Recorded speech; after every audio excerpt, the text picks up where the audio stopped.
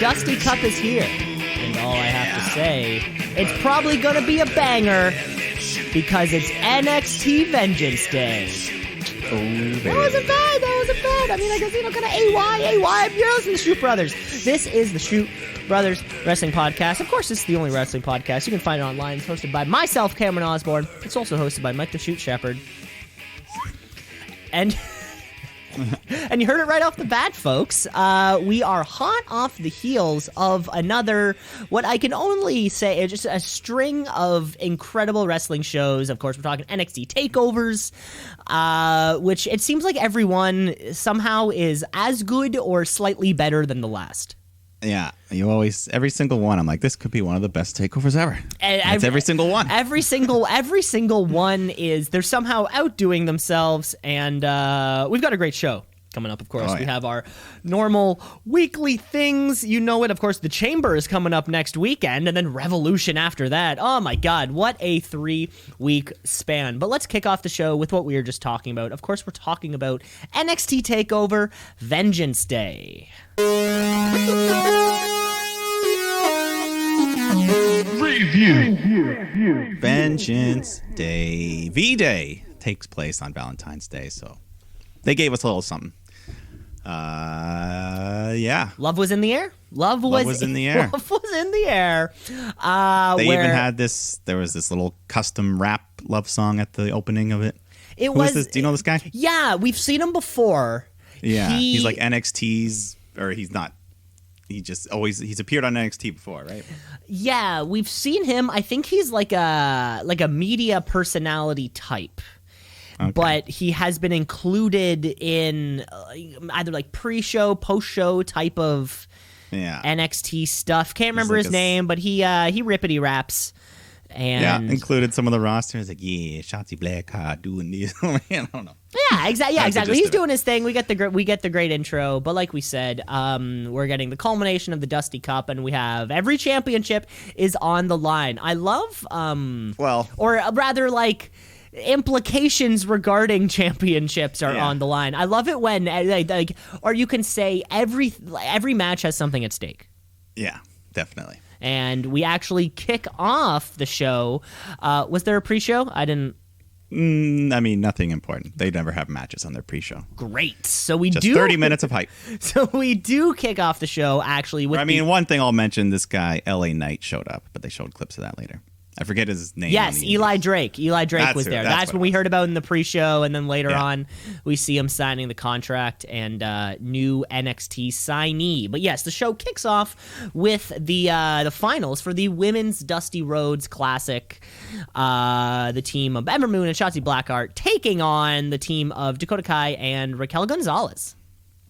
Yeah, and right off the bat, I love the look. The stage was different, really nice. There was like the giant Vengeance logo and the ramp. They built up the ramp, which comes into play, I think, in the first match. They're throwing each other onto.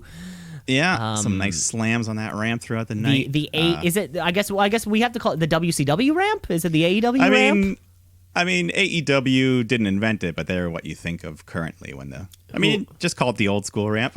We're calling it the old school ramp, but yes, these are the finals for the very first Women's Dusty Road Classic, and Mike, I gotta say, this was a match where, ever since you mentioned to me the baby faces and tag team are in one corner and the heels are in the other corner, I love that. But early on in this match, I sort of felt as though, to me, the roles were reversed here. That Shotzi and Ember were wrestling like heels? I sort of felt a little bit of that, a little bit of that coming into, or at least in the first 10 minutes of the match. There was some, I remember Ember arguing with the ref a lot, when they didn't see the tag. She's like, "What are you doing?" Instead of focusing on the match. A lot of tag arguing, and then eventually at one point early on in the match, Raquel Gonzalez comes in, and I'm saying to myself, this feels like a hot tag. Yeah, she did get that hot tag treatment where she just starts running wild, kicking everybody's ass. A little bit different, I thought. Yeah, but Dakota Kai chipped it in as well. She's a good team player, but she's got that injured leg from, I don't know, years ago. It's always there, always that brace on. So Shotzi and Ember just doing lots of cool submissions, and Ember Moon hits the Eclipse on Raquel at one point. that could have been the end of the match, but Dakota saves it. What was the big... Oh, yeah, there was a cool, like, doomsday device on the floor where Ember just, like, jumps off the second rope, knocking Dakota off Shotzi's shoulders, and some ramp bumps, like we said. Eventually, Shotzi and Raquel are fighting, and Raquel hits that massive one-arm powerbomb on Shotzi, gets the win. Raquel and Dakota, first ever Women's Dusty Cup winners. The first ever Dusty Cup winners. Of course, they'll have an opportunity to take on or to challenge for those kind of the WWE Women's Tag Belts. Whoever holds them, they do get an opportunity to take them on. Yeah, well, we'll follow up with that on the Wednesday. But, yeah, I like this match a lot. Either winners would have been fine. I love Shotzi, but this is still great. Yeah, I think I was pulling for Shotzi Blackheart and Ember Moon because they looked more like a cohesive team. Ember Moon had some green in her hair also. But yeah, the storytelling, this was not typical babyface booking, I have to say. You know, the whole isolating Dakota Kai from her partner, you know, cutting off the ring and then working the knee, the little bit of complaining there, which is great. It's great to see babyfaces that aren't treated like absolute morons. Because maybe this is... If you want to win the match, separate her from her opponent, from her teammate, work the injury. Like, those are all the things Target the little one. Those are all the things you should be doing to win the game, or to win the match, rather. I mean, maybe this is a slight, maybe not babyface turn, but more tweener towards the middle. If they're going to be challenging Nia and Shayna, people are going to cheer for Dakota and Raquel. So just the slightest of turns. Just the slightest. Nothing too crazy. Yeah, but nice win either way. They celebrate on the ramp with the trophy. Too big to carry, so they just like shoot confetti and stand there. Yeah, that trophy's way too big. Fucking massive, but probably weighs as much as Dusty did. Seriously. But let's move on here because we just got so much good action on this card. Johnny Gargano defending that North American title against Kushida. But during the Way's entrance, Dexter Lumis sneaks up behind and just chloroforms Austin Theory. So he's out. They don't even notice until the entrance. Johnny's like, what the fuck? He goes for his high five. No one's there. So he sends Candace and Indy to the back. So he's out on his own. We just got a good, clean one-on-one. And we don't see the rest of the way for the whole match. Yeah, I think that was really something that we wanted, really. Yeah, and what a match it was. This was just nonstop, back and forth, submissions, reversals, on the mat, chain wrestling, just these great transitions, each man working over the arms and just looking for all these cool moves. And Kushida kept doing these cool suplexes where he like put Gargano's arms behind his back so he couldn't even like brace himself and just slams him down. Yeah, does that have a name? It looked cool. I think it's called the Hatch Suplex, but I'm going to call it the Tom Segura. Because I don't know if you saw how he broke his arm. Just directly behind his back. Yeah, you saw his basketball accident? Of course. Yeah, that's basically how Kushida landed on his arm, but both arms. He could have had a double. But anyways, this was just awesome wrestling. We go up to the top rope where Johnny reverses a move from Kushida into this crazy like twisting suplex off the top rope. Another big near fall there. Eventually, Kushida gets that hoverboard lock applied, but Johnny escapes. He hits the one final beat to the outside onto the ramp first, and then he hits a second one, going back into the ring. And that gives him the 3 count. Retains his title against Kushida. But this was a fantastic. Yeah, it was. This was great to see probably Kushida's best match to date here in NXT. Yeah. You know, the counter wrestling, both of these guys kind of looking for their finishers, and Kushida never got his. What is it, the hoverboard? The hover lock? Yeah, I mean, he never got it in good. Johnny just got out too quick. But yeah, I think we both wanted Kushida to win, but the match was so good that, you know, sometimes you just don't care. But he'll have his time, I hope. He'll have his time, and for the time being, the way kind of seems to be one of the top factions here in NXT. Yeah, I will say it's made me higher on Johnny Gargano once again. He was getting a little stale for me, but then the heel turn and the grouping of the way, I'm liking him again more. Yeah. I mean, he's always a good wrestler, but I mean, like, storyline-wise, I'm interested. Of course. He always seems to outdo himself. In every match that he's in, they just keep getting better. Yeah. Yeah. But let's move on, because this card just doesn't have a moment to slow down. We got the Dusty Cup men's finals. MSK taking on the Grizzled Young Veterans.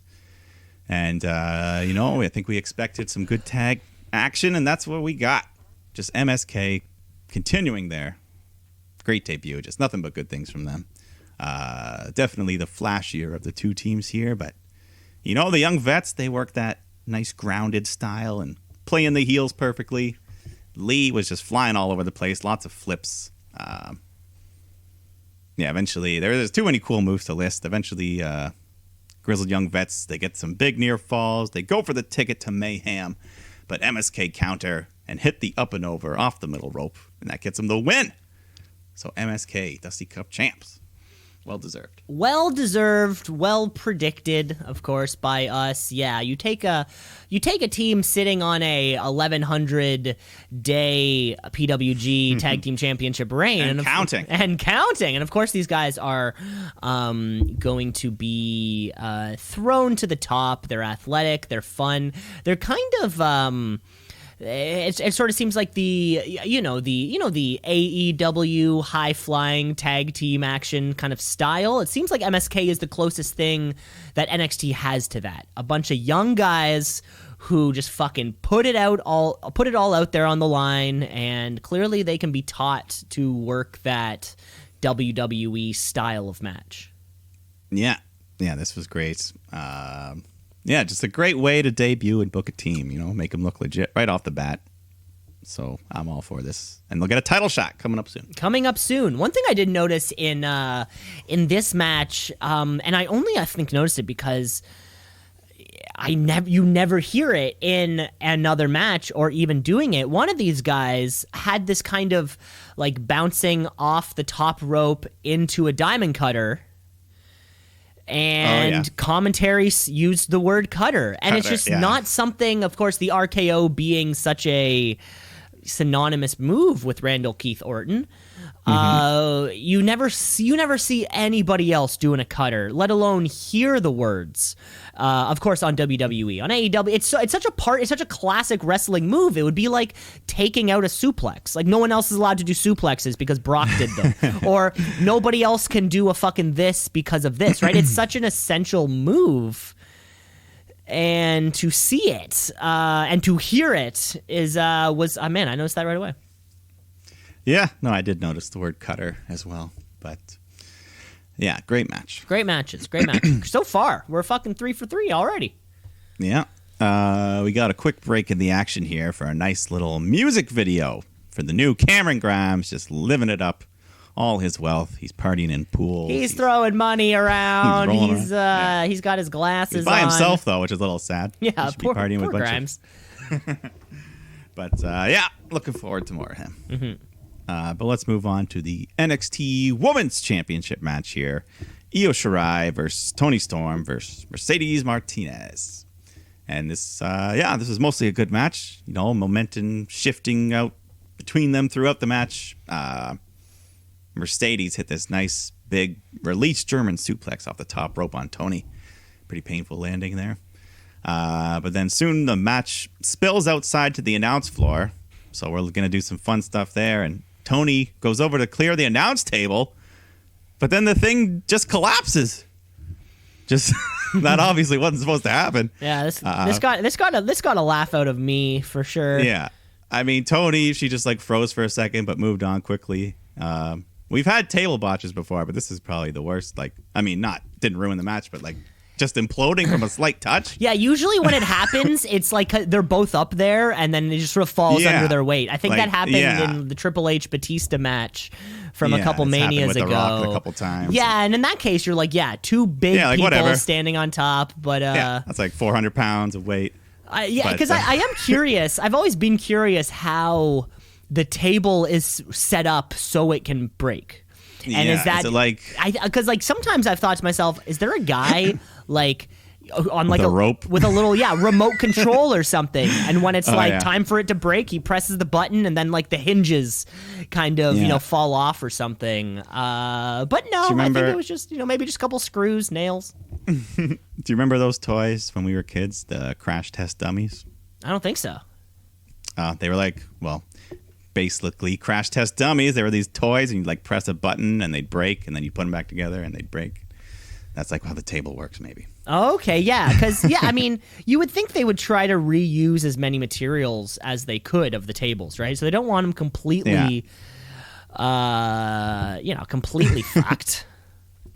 But Wade Barrett, I will say, he did a decent job covering it up when it fell apart. It's like, last match when MSK came flying in, I felt it wobble. I felt the table buckle.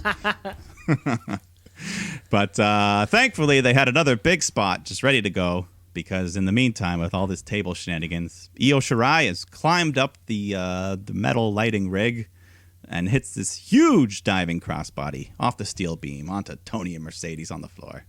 So great bump. Who knows what that table was supposed to do? She was probably 12 feet up there. She was 10 or 12 feet up, too. Yeah, that's high, especially for a shorter woman like her. Even 7 feet in the air is high. Yeah. But anyways, after all this craziness, they get back into the ring. Mercedes hits her Fisherman Buster on Tony for a big 2 count. And then Tony comes back with the Storm Zero on her for another big near fall. So they're both having their chances. And then Tony climbs up to the top rope, hits a big diving headbutt. But when she goes for the cover, Io Shirai comes flying in off the top with her over the moonsault. And she covers Mercedes, gets a 3 count. So Io retains. Good match.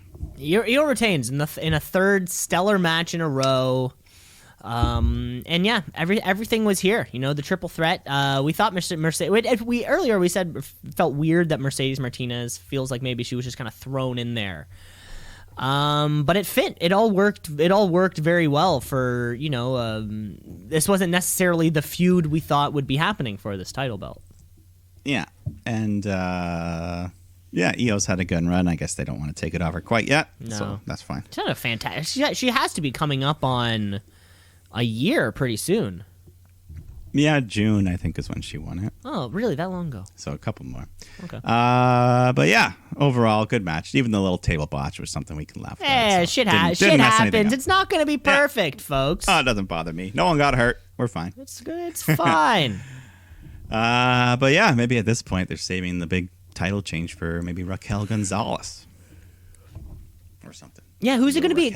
Because also sometimes I think we're going to need an Io Shirai heel turn, right? So whoever can actually take it off her, we don't want to see a possibly year-long reign end by a greasy heel getting their win, right? Wouldn't we rather the payoff of cheering for something somebody worked so hard for? Like a Shotzi Blackheart, maybe? I don't know. Somebody. Yeah. No, I get what you're saying. Yeah. But in the meantime, let's get to this main event. Because we got Finn Balor defending his NXT title against Pete Dunne. And this was just a great piece of technical wrestling. Kind of like the Kushida Gargano match. Just different moves, but lots of submissions, joint manipulation. Of course, Dunn just targeting those fingers. The fingers. Making a mess of them by the end. So Finn was targeting Dunn's leg, though. So just lots of good storytelling there, back and forth.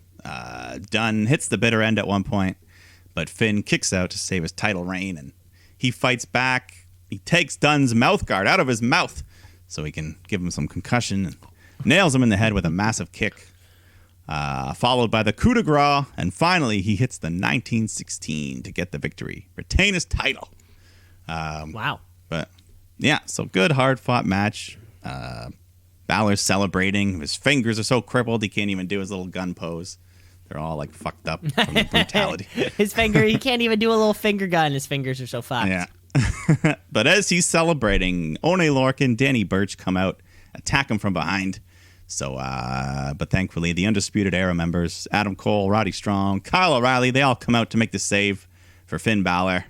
And then Kyle offers a hand. He helps up Finn, shows him the respect. The members of Undisputed Era, they all do their pose in the ring. And Finn goes to do his pose. The copyright logo appears. But then Adam Cole super kicks Finn Balor out of nowhere. Kyle O'Reilly's pissed off. He's yelling at Cole. Strong is trying to calm everyone down. Kyle O'Reilly says, "This is fucking bullshit." And then Cole super kicks Kyle. The double swerve. That was a great double swerve at the end there. The double swerve. Yeah, the one kick was enough, but 2 kicks, double swerve. Adam Cole leaves. Roddy Strong is like, what the fuck just happened? And Kyle O'Reilly and Balor are laid out. But what an ending. The Undisputed Era is finally disputed. Or the end of the Undisputed Era. The Undisputed Era. The what? The Undisputed Era. Yeah, that was a bad one. What'd you say? I missed the last 2 seconds. Oh, and it was a bad pun. I missed the punchline. Yeah, there was no punchline. There was no setup. There was no anything. I'll have to listen back to the episode. But yeah, exactly. I'm not repeating myself. But yeah, of course the Undisputed Era would come to an end by Adam Cole's actions. Yeah, I think, he's always been the leader of the group, so why not be the one? If I'm going to kill this group, I'm going to, and in doing so, providing us, more challengers to Finn Balor's throne, of course. Kyle O'Reilly, Adam Cole continues to remain a top competitor, no matter where he is, or even if you haven't seen him for a couple weeks, he continues to remain a top competitor for whatever he's vying for, and of course he wants his NXT Championship back. Yeah, he wants to become the first ever 3-time NXT champ. And if this did he? How many? He was only one time. I think it was one. It was one really long reign. That's what it was. The longest reigning champ. But of course, if this comes with it, an Adam Cole Kyle O'Reilly bout, which has to exist in the future. Yeah, and I think this just for Kyle O'Reilly babyface. This just fully. He's pretty much a babyface already, but at this point, who's not going to cheer for Kyle O'Reilly? And I feel bad for Bobby Fish, who's sitting at home on his couch watching this whole thing happen. What the hell's happening? What are you doing, Adam? I thought we were friends because, of course, we know Bobby Fish is going to be siding with Kyle O'Reilly when he comes back. They are always, they are the tandem. They were always the tag team of the group. And Roderick Strong is just kind of, maybe he's occupying the role of the son who, his parents are getting divorced. Yeah, and he might have to side with Papa Cole. We'll see. Yeah, we'll see, but it's gonna be an ugly divorce. It's gonna be an ugly divorce. I know that, but that's like 2 big groups in 2 weeks losing members. Yeah, Undisputed and Inner Circle. Big things, and I think what this means for us, as NXT fans, as Undisputed Era fans, and as wrestling fans, this can only mean that the Undisputed Era are not getting called up to the main roster anytime soon. We have not as a group. We have a lot of unfinished business here to deal with on Wednesday nights. And this is just the fucking first step of what could turn into a year of bangers. Right? Remember, NXT does not operate on that kind of like April to April schedule that the main roster kind of has. Now that they're sort of throwing in takeovers every now and again, they are sort of on their own calendar of we'll do whatever the fuck we want. Yeah, any match can be, or any match, any pay-per-view any show can be something that's big. And of course, I don't think that there is a follow-up. There's no takeover on the horizon. Nothing's been booked yet. So probably sometime around Mania, maybe. Yeah, I believe that'll be the next one. Mania weekend. So yeah, maybe they'll do that for Mania is 2 nights. Then maybe TakeOver be the Friday. Oh wow! Picture that 3 straight fucking 3 straight days of wrestling. Yeah. Oh, I love it. But maybe not. I don't know. We'll see how they book it. Yeah, we'll have to see how they book it. But that was the show. Another, like we said, like we began on, another fantastic wrestling show. So let's get into our week. Then, shall we? Because, of course, Wednesday keeps rolling. We've got the Elimination Chamber coming up, so actually we have Raw's Go Home show. Before we get to any of that, let's get to our tweet of the week. It's the tweet of the week. It's the tweet of the week. Truly champion. There is a dominance in such sports that sometimes go unparalleled. Of course, we just watched Tom Brady lift his 7th Super Bowl. Bill Russell, of course, 11-time NBA champion. Hell, even Henri Richard, the Pocket Rocket, has won more than anybody else. So if we're talking championships and the GOATs, certainly I think amount of championships has to come into play, right? 7 by Brady, 11 by Russell, 10 by Richard.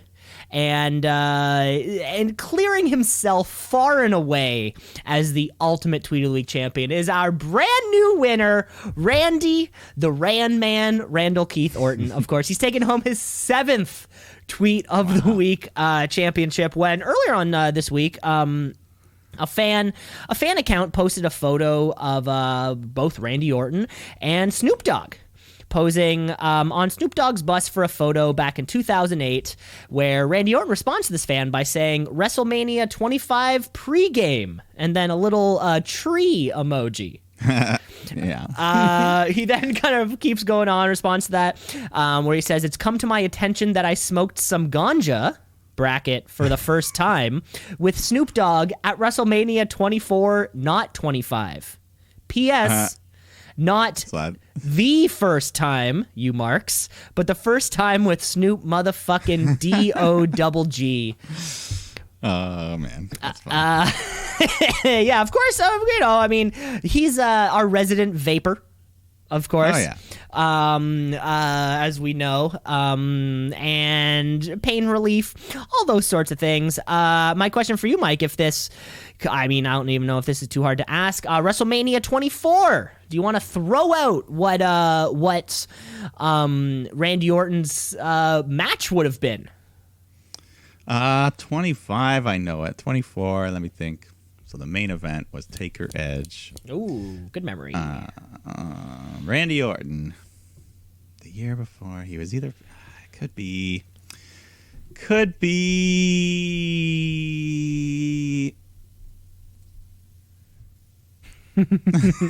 It's okay if you don't get. It's okay if you don't guess it. I'll just throw out a name and say Batista. Batista, that's a good guess. That is a good guess. But no, coming into this WrestleMania, Randy Orton, Randy the Ran Man Orton, was our WWE champion, where he was taking on both John Cena and Triple H. A match in which... I thought that was the other one. Okay. It's WrestleMania 24. I knew it was a triple threat match. Of course, a match that Randy Orton won. I guess the highlight of this show was probably Floyd Mayweather taking on The Big Show and Shawn Michaels taking on Ric Flair. Yeah, that was great. The retirement match, and yeah, like you had it, Edge or Taker beats Edge for that heavyweight championship, for that big gold belt. And one thing worth noting is, at the end of WrestleMania, they do the big fireworks celebration. Yeah. A bunch of people in the top of the stands got hit by the fireworks. No, they just went off and went into there's crowd footage of people like, whoa! Really? Yeah. Like any serious injuries? I hope not. I mean, nothing life altering, but I'm sure some burns. Wow. Some burns, and did they settle out of court for that one? Maybe we'll give you tickets to next year's. Yeah, next year's Mania. We'll fly you out there. Hey, and for a couple third-degree burns, that might actually not be that terrible. Maybe. It's like, I want it to sit in the rafters. You better give me some close seats. Oh, yeah. We're talking SummerSlam 2019 seats. Front row. I want to be beside Green Smiley shirt. Beside Green shirt guy. Rubbing elbows. Yeah, and not talk to him. I would talk to him all night. Really?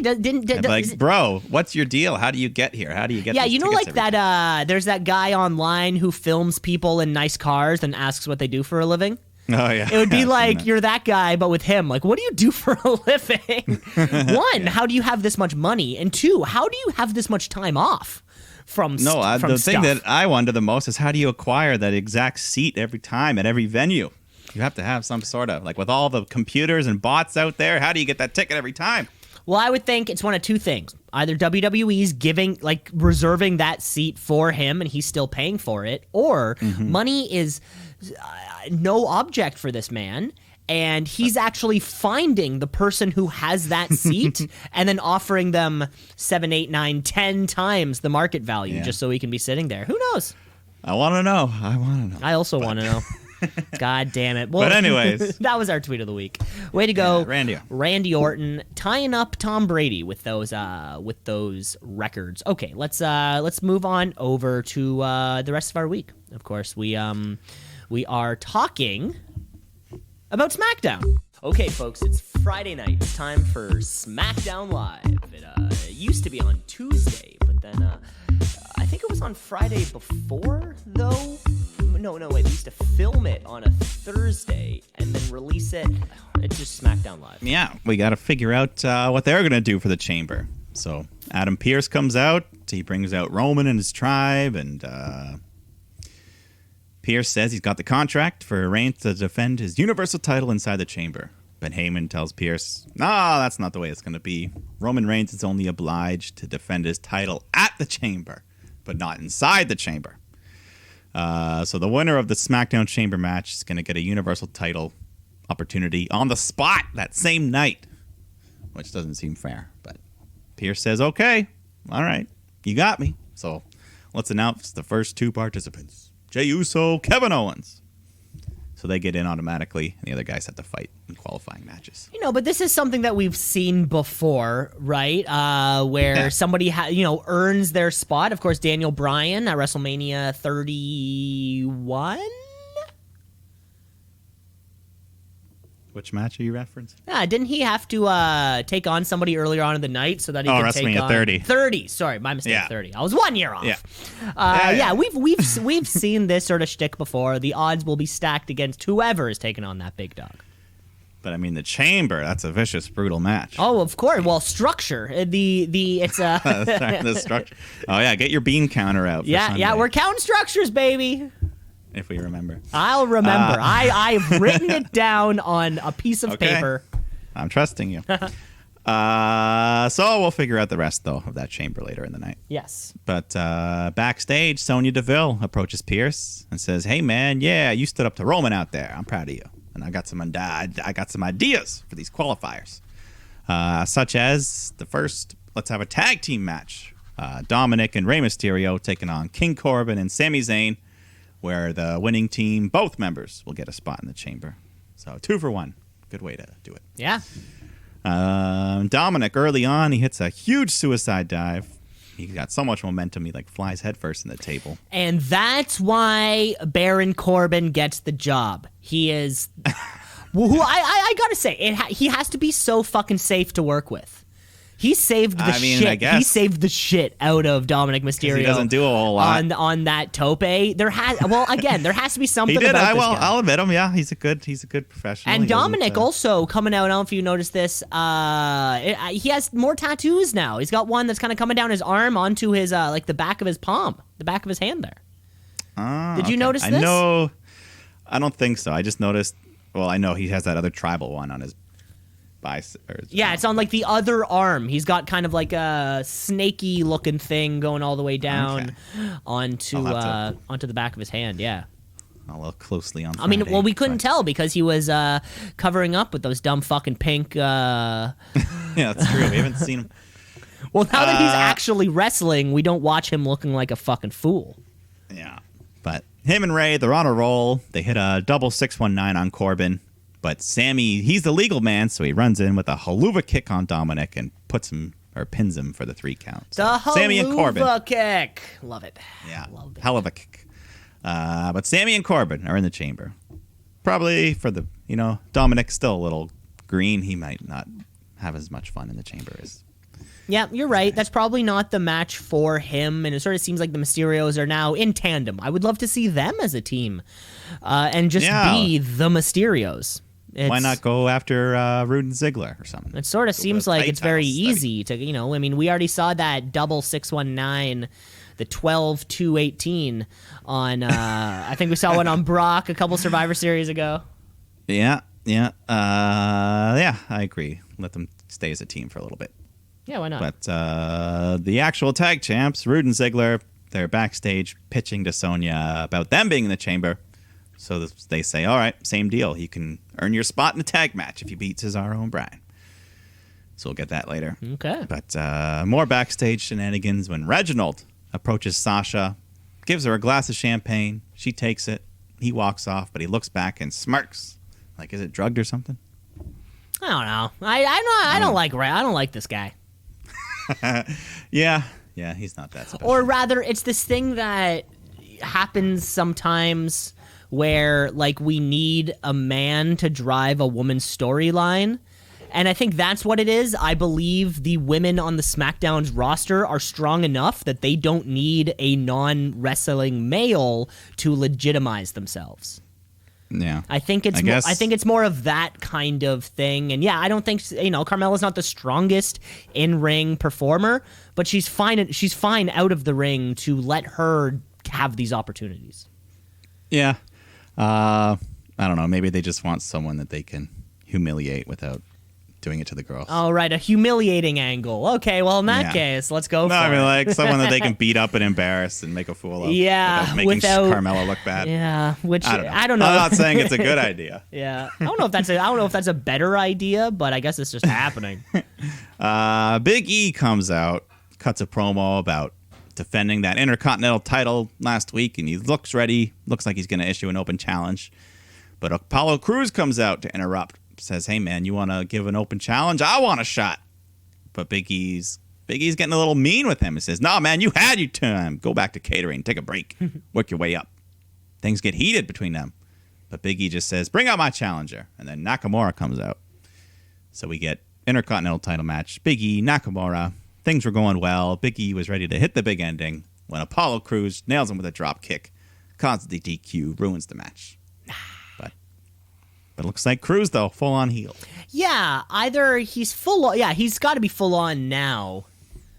Yeah. Right? So make him hang out with Roman more. I like that. It's no longer a tease. Yeah. Haven't they had a title match already? The two of them? Like I feel like a couple weeks ago, maybe? Or maybe they've had two. He was in that triple threat? Yes, he was in the triple threat match. Okay. Yeah. Well, yeah, either way, the Apollo Crews thing is rocking, I guess. They have good chemistry, so... Yeah, they're doing something with him, which is better than that when he was fighting the Hurt Business for like a year. For literally 365 days. But then Seth Rollins makes his return to SmackDown with this new leather suit he's rocking, and the whole roster is surrounding the ring. As he speaks to them, he says he's changed in his absence. Recently becoming a parent, and they applaud him. He says his baby girl's changed his life, given him new perception, new vision. When I look around this ring, I see the most talented performers in history, and I look at how amazing SmackDown is, and I wonder, where do I fit in? So it looks like maybe he's turning a new leaf, but he goes back to his same old shtick. Just says, I'm the great leader that SmackDown needs, and I'm going to push us into the future. So the roster just starts to walk away. They don't want to listen to this bullshit. So... except for Cesaro. He stuck around to listen to all of it, but that was just out of respect because he walks out on his own after. But Seth is pissed, so he attacks Cesaro, beats him up until Daniel Bryan comes out to save him. Okay, now, you may have to jog my memory, because I was trying to find this online, and I couldn't. But I know it somewhere. There was some kind of Seth Rollins town hall from... more pre-Covidtude era. Yeah. Where this exact same thing happened. Everybody came around the ring. He starts spouting himself off. Everybody leaves. And I tried. I found like a couple. I was just trying to find it. Do you remember this happening from November of 2019? So it was before his preacher era. Before the Monday Night Messiah, but he was preaching the same kind of words. I mean, they've had a few town halls. I mean, not just Seth Rollins. Remember they had the Shane O'Mac town hall. How could we forget? Liv Morgan and Charlotte. I mean, it was kind of the same thing. And felt very similar. Yeah. Yeah, and Seth basically is doing the same thing. He's a father, but I'm still going to preach. So, and where the hell's Buddy Murphy? Yeah, he should have ended his promo with that. Where the hell's Buddy Murphy? Yeah. I don't know. Him and Aaliyah are in Mexico having a baby. Oh, my God. That's the next angle we're going to get. Yeah. Rey Mysterio Jr. That'll be the baby. Ooh. But Bayley is taking on Liv Morgan. Singles action. Liv looking pretty good. Getting lots of moves in. Ruby's cheering her on at ringside when Billie Kay runs up mid-match. She wants to apologize. She even cut out little heads of Ruby and Liv. Pasted them on her headshot. But Ruby's like, Billy, not a good time, and just tosses the pictures away into the ring, which distracts the ref because he's got to clear out that ring, clean up. All those little pieces of paper. You don't want people slipping. Yeah, those glossy photos are slippery. But Bayley takes advantage of the ref's back turn, pokes Liv in the eyes, and then hits her headlock driver, which I found out they call it the Rose Plant, which I think I knew that already. But I forget it all the time. Because it doesn't really, she says, that sounds like Mandy Rose's finisher. It sounds like it would be someone belonging to Mandy Rose or somebody else with the name Rose. What is Bayley? Why not call it the Ding Dong? Here's the Ding Dong. Hello. They should call it the Ding Dong Hello. You know what? It's really funny to see. So there's two women right now being booked on SmackDown without actually wrestling. We have Billie Kay and Sonia Deville. Mm-hmm. And there's two women who we have on the show, and they couldn't be presented more opposite from each other. Sonya Deville, I think we saw her earlier on in the show suggesting things to Adam Pearce, really working that behind. She's very serious, and she dresses in her professional all black. And then on the other side, we have Billie Kay, who's clearly a much funnier person and a much more fun personality, but she is somehow treading water with this character, where Sonya Deville's feels like we have a purpose, if that makes sense. She has a reason to be there. I mean, someone either needs to finally accept Billie or she needs to move on. Yeah, it's one of those two things. And I like what we're doing because, we don't need somebody to be in the ring to make an impact. But it is interesting to see both of these two women being booked in the complete opposite way, although they're representing a similar role. Yeah. And, I mean, who knows? I'm not sure. I mean, I don't think there's anything physically wrong with Sonya, but who knows when she'll be back in the ring. Yeah, we could just ride out this look at me, I'm badass thing, too. Yeah, because she does. I mean, Pierce, people respect him, but Sonya, there's like this little intimidation factor, even with the men. Yeah, a little bit. Well, there's the, her MMA background. There is that constant, like, what was her... She just looks like a badass woman. Put your hair up and square up. She's got this, like, I'll kick the shit out of you thing. Billie Kay's never had that. No. But I'll make you laugh. She'll make you laugh at least, which I guess that's good, nice consolation.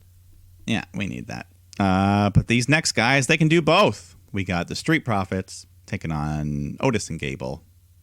So it looks like Ford is cleared to compete again, which is, great for the tag division. It's been a little while. Yeah. Gable, of course, looking good as he always does, but Street Profits showing no ring rust as eventually Ford hits his From the Heavens Frog Splash to get the win. The Alpha Academy. That's what we're going with here. That's the name. I knew I was kind of. It was on the tip of my tongue last week, and I couldn't quite nail it down. But But yeah, and it's really funny to see this too because I feel as though the perception is that the Otis and Gable team seemed very random. However, if you're like us and you've been checking out the Carnage Shack videos on Instagram every day, these guys have been pumping iron for years now together. Yeah. I don't know. I just want to see more Chad Gable on my TV is always a good thing for me. Yeah. So. And it's, especially, and if you're paired with Otis, you're immediately a babyface, which is probably good for everybody. Yeah. Then Sasha Banks comes out to cut a promo on Bianca Belair and her big decision she's got to make and the road to WrestleMania we're on. And Bianca comes out and just says, girl, I see you. But you ain't the boss of me. But before she can say much else, the women's tag champs come out, Nia and Shayna, and they cut a promo to insult them.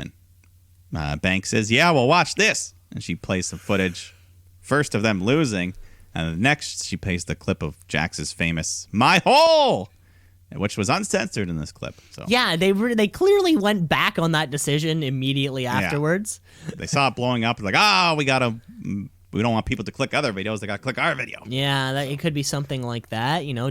Vince doesn't get the hits if you're clicking somewhere else. So everyone just starts swinging after that. Sasha, Bianca team up, take out the heels, stand tall. Yeah, because why the hell not? Yeah, look good. Because hopefully these days are numbered for these tag champs. Hopefully. Yeah, the Dirty Dogs. No, I mean the women's tag champs. Oh, sorry. The ones. Nah, they're still Dirty Dogs, though. I'll give them that. I mean, yeah. Speaking of the Dirty Dogs, the main event is Dolph Ziggler. That's what I meant. Sorry. No, you were just 10 seconds ahead of me. But Ziggler and Rude facing Bryan and Cesaro for those final spots in the chamber. Rude and Ziggler, I don't know if you noticed, they had a brand new theme song. I don't think I did. It wasn't just a mishmash. It was not a mishmash of their two themes. It's just original. Not that it was generic rock, but it was an original tune. So I love me some gen rock. The match was fine. I think in the middle of it, Corbin and Sammy come out to watch. Cesaro continuing his streak of just looking good. He gets the hot tag, starts running wild, locks a sharpshooter on Ziggler and taps out. So that sharpshooter's picking up some steam. Cesaro and Bryan, big win.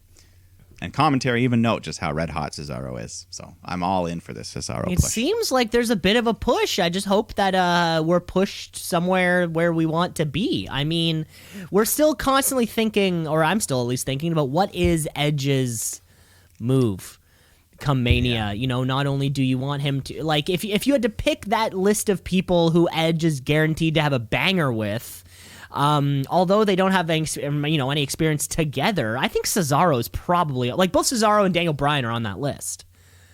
Oh, yeah. They could definitely of people who could have a banger of a match and be super safe. And, you know, I'm sure Cesaro knows how to deal with performers who have multiple things fused together in their body. You know, he could even get one of those little, you know, his little Cesaro swing out there and land Edge ever so gently. But who the hell knows? Who the hell knows what's happening?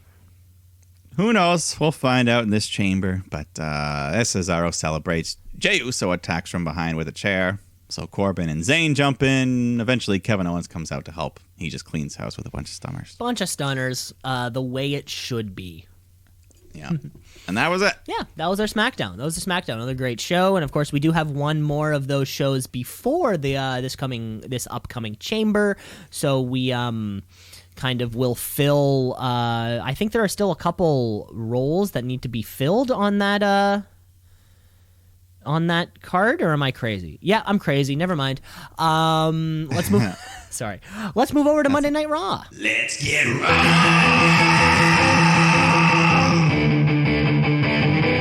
Let's get raw.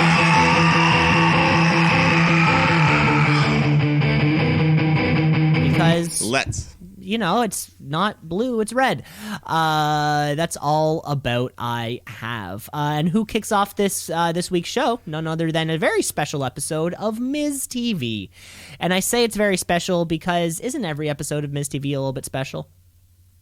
Well, this one he was on his own, which is kind of special for, you know, he's been with Morrison the past year straight. Yeah, 2 years. God, it's been a year of John Morrison here, and it's almost like he isn't. But of course we do have, I guess, our special guest on Miz TV is the WWE Champion, Drew McIntyre. Yeah, we kept calling Andy. Yeah, I said Andrew. Yeah, Andrew. Andy. So he's annoying. They're talking about the upcoming chamber match and Sheamus betraying him, but yeah, Miz just keeps doing things, interrupting Drew to piss him off, and Drew finally snaps, just tells him to shut the hell up. But Miz keeps blabbing, so Drew hits him with the Glasgow kiss, and then just chucks his money in the bank away into the Thunderdome.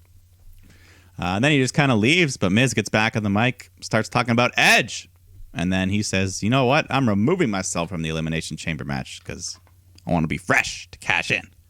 Which, I don't get it. Why would you throw away a free opportunity at the title? It's a guaranteed free opportunity. You know what? And just save the money for another day. So yeah, there was this little bit in the middle where Miz, the Miz and John rap videos thing going on that we keep getting, which is weird. I feel like two people given a rap video.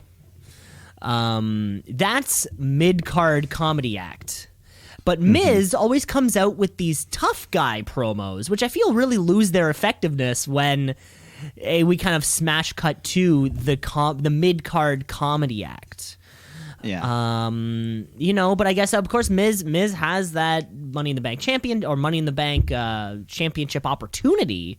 So I guess he's always going to be there. I just wish we could pick a lane.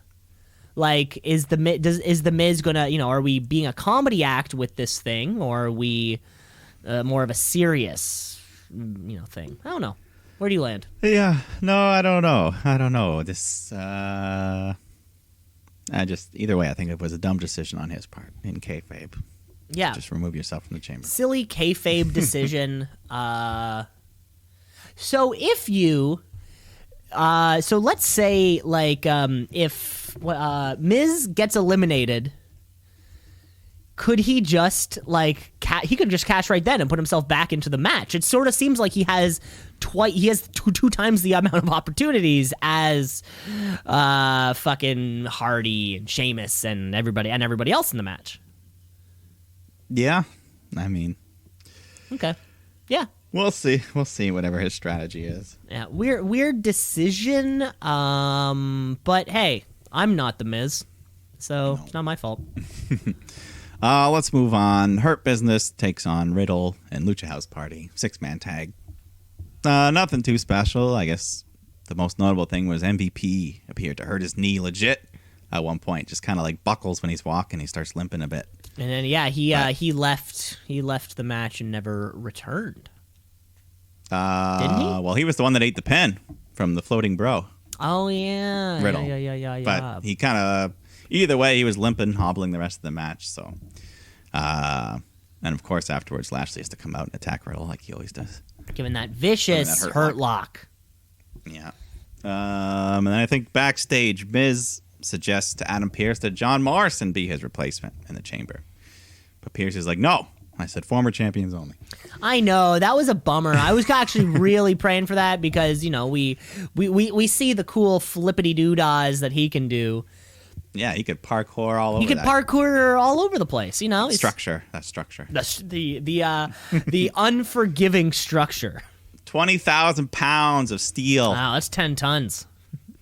Yeah. Bad Bunny still hanging around. He lives at the Thunderdome now. Apparently, he must. His house must be like on the other side of the street. His rabbit hole. Yeah, Bad Bunny's rabbit hole.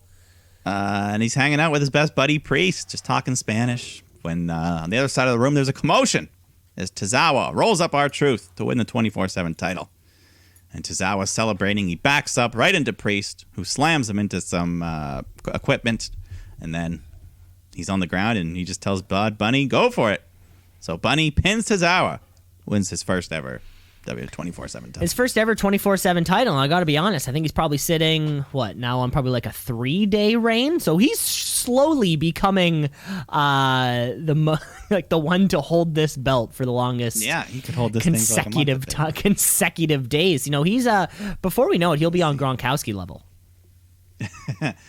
We'll see. But then more backstage, Kofi Kingston pitches to Pearce being in the chamber because he's like, hey man, I'm a former WWE champion, so why did you skip me before? But then Miz walks up and he's like, and everybody argues. So Pearce just says, all right, fuck it. Miz versus Kofi tonight. If Miz wins, Morrison's in. Kofi, if you win, you're in. Kofi, of course, the chamber and Kofi are two things that seem synonymous with each other at this point. Yeah, Kofi Mania, baby. How can we forget? Yeah, what a fun ride. Yeah. But tag team action, Charlotte Flair and Asuka taking on Lacey Evans and Peyton Royce. But Lacey doesn't get in the ring at all for the match. She's just avoiding Charlotte, leaving Peyton to do most of the fighting.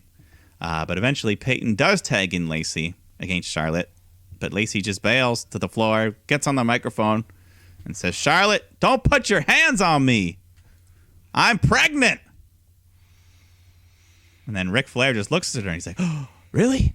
And he starts laughing and celebrating, dancing, wooing. Maybe implying he's the father. Who knows? But Lacey's music hits and Charlotte just looks like, what the fuck? Her world is shattered. Lacey, and then, the match just kind of gets abandoned. There was no count out. Everyone just leaves. We're like, well, what the fuck was that? I have 2 points on this. One, Mike, did you know that Doug Flutie held the 24/7 championship back before on Super Bowl weekend? No, I didn't catch Yeah, that. I must have missed it Must have just either. had It a was so it went Rosenberg, Truth, Doug Flutie, Truth, Tozawa. Okay, I was running. The last I saw was Rosenberg. I didn't know how. I know. I didn't know it went like bang, bang, bang, bang. But of course, They didn't even mention it. They didn't even show clips on. They didn't even TV, show I don't think. clips, right? But who knows? Doug Flutie, way to go. One time, 24/7 championship, and yeah, Mike. And the last man to ever score a drop kick in the NFL. Oh, was that so? Yeah, the drop kicks are really cool. It's a fun little fact there. But yeah, but back to the matter at hand. God. I mean, so first of all, did you know Lacey Evans is only 30 years old? Second of all, Asuka meant nothing. I've never seen what was your I don't even. Well, third of all, this is a real pregnancy. Is it wrong? We're not shooting? It is a shoot. Lacey is pregnant. Oh, no way. Okay, I did not know that. But I feel like there was a bunch of better ways to play it off. It's definitely weird that Rick's even implied. I feel like it's going to be a swerve where she'd be like, I would never touch Ric Flair. There has to be a swerve coming up. Yeah.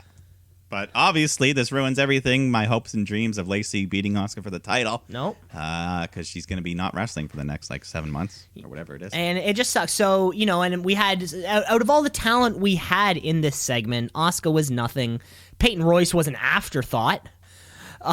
And it just feels like fucking, I don't know, unless they're panicking to get out of this program because of a real life pregnancies, but it was fucking just horrible storytelling. It's weird. No one wants to see a 70-year-old man fucking a 30-year-old. Nobody wants to see. Nobody wants the implication that a 75-year-old man got a 30-year-old pregnant. Nobody wants that. Yeah. No, it was weird. But congratulations, Lacey. On the actual pregnancy. I mean, I guess, yeah, congratulations, Lacey, but, poor Asuka. This woman is the fucking champion. And this child is going to grow up one day and be like, wow, I was in your belly on TV and you're doing that shit. Okay, first of all, it would be very fun if I was a fetus and involved in a WWE storyline. That's me. I was on TV. Charlotte's looking at me. But yeah, Asuka's currently sitting. I mean, she won this belt back at SummerSlam, and we may have had Lana took her on once. Yeah, no, nothing too. No, I can't even think. I don't think she's had a Raw Women's Championship match on a pay-per-view since she got this belt back. I don't think. I mean, I could be wrong, but God damn it. Yeah, no, it's unfortunate. And this whole, they were putting a lot into this Lacey Charlotte storyline, and if it's been derailed, I don't know. I guess now Charlotte and Asuka have to fight, or I don't know what's going to happen.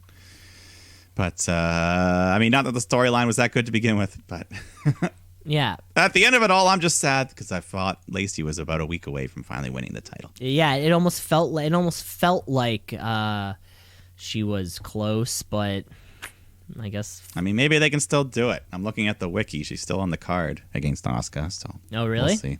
Maybe they'll let her have a quick roll up, no bumps, win the title, and then forfeit it. Yeah. I don't know. What's her name? Asuka's had one pay-per-view championship match. It was against Zelina Vega at Survivor Series. She did have the match at Clash of Champions against Sasha, which she lost, but I'm not really counting. That wasn't really for the championship. It was, it was that. It was. Yeah. It was all stakes. Of course, Sasha was the women's champion at the time, or still. But yeah, that was it. God damn it, poor woman. Where's Kairi Sane? Can we get Kairi Sane back stateside?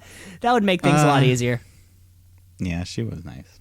But Kofi Kingston taking on The Miz for that chamber spot. Nice little back and forth. Eventually, Kofi hits the Trouble in Paradise, gets the win, earning his spot. So I like it. Earning his spot. Yeah, that's great. The Miz definitely, certainly costing John Morrison the match, or the opportunity to be in there. Yeah.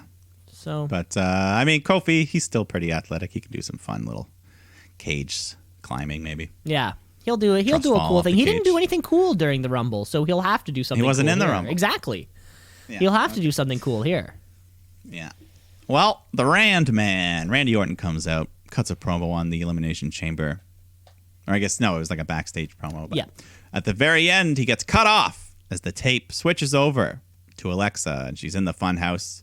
She's got her scary white eyes going on, and she says, in the fire, he was destroyed, but in the future, he will be reborn.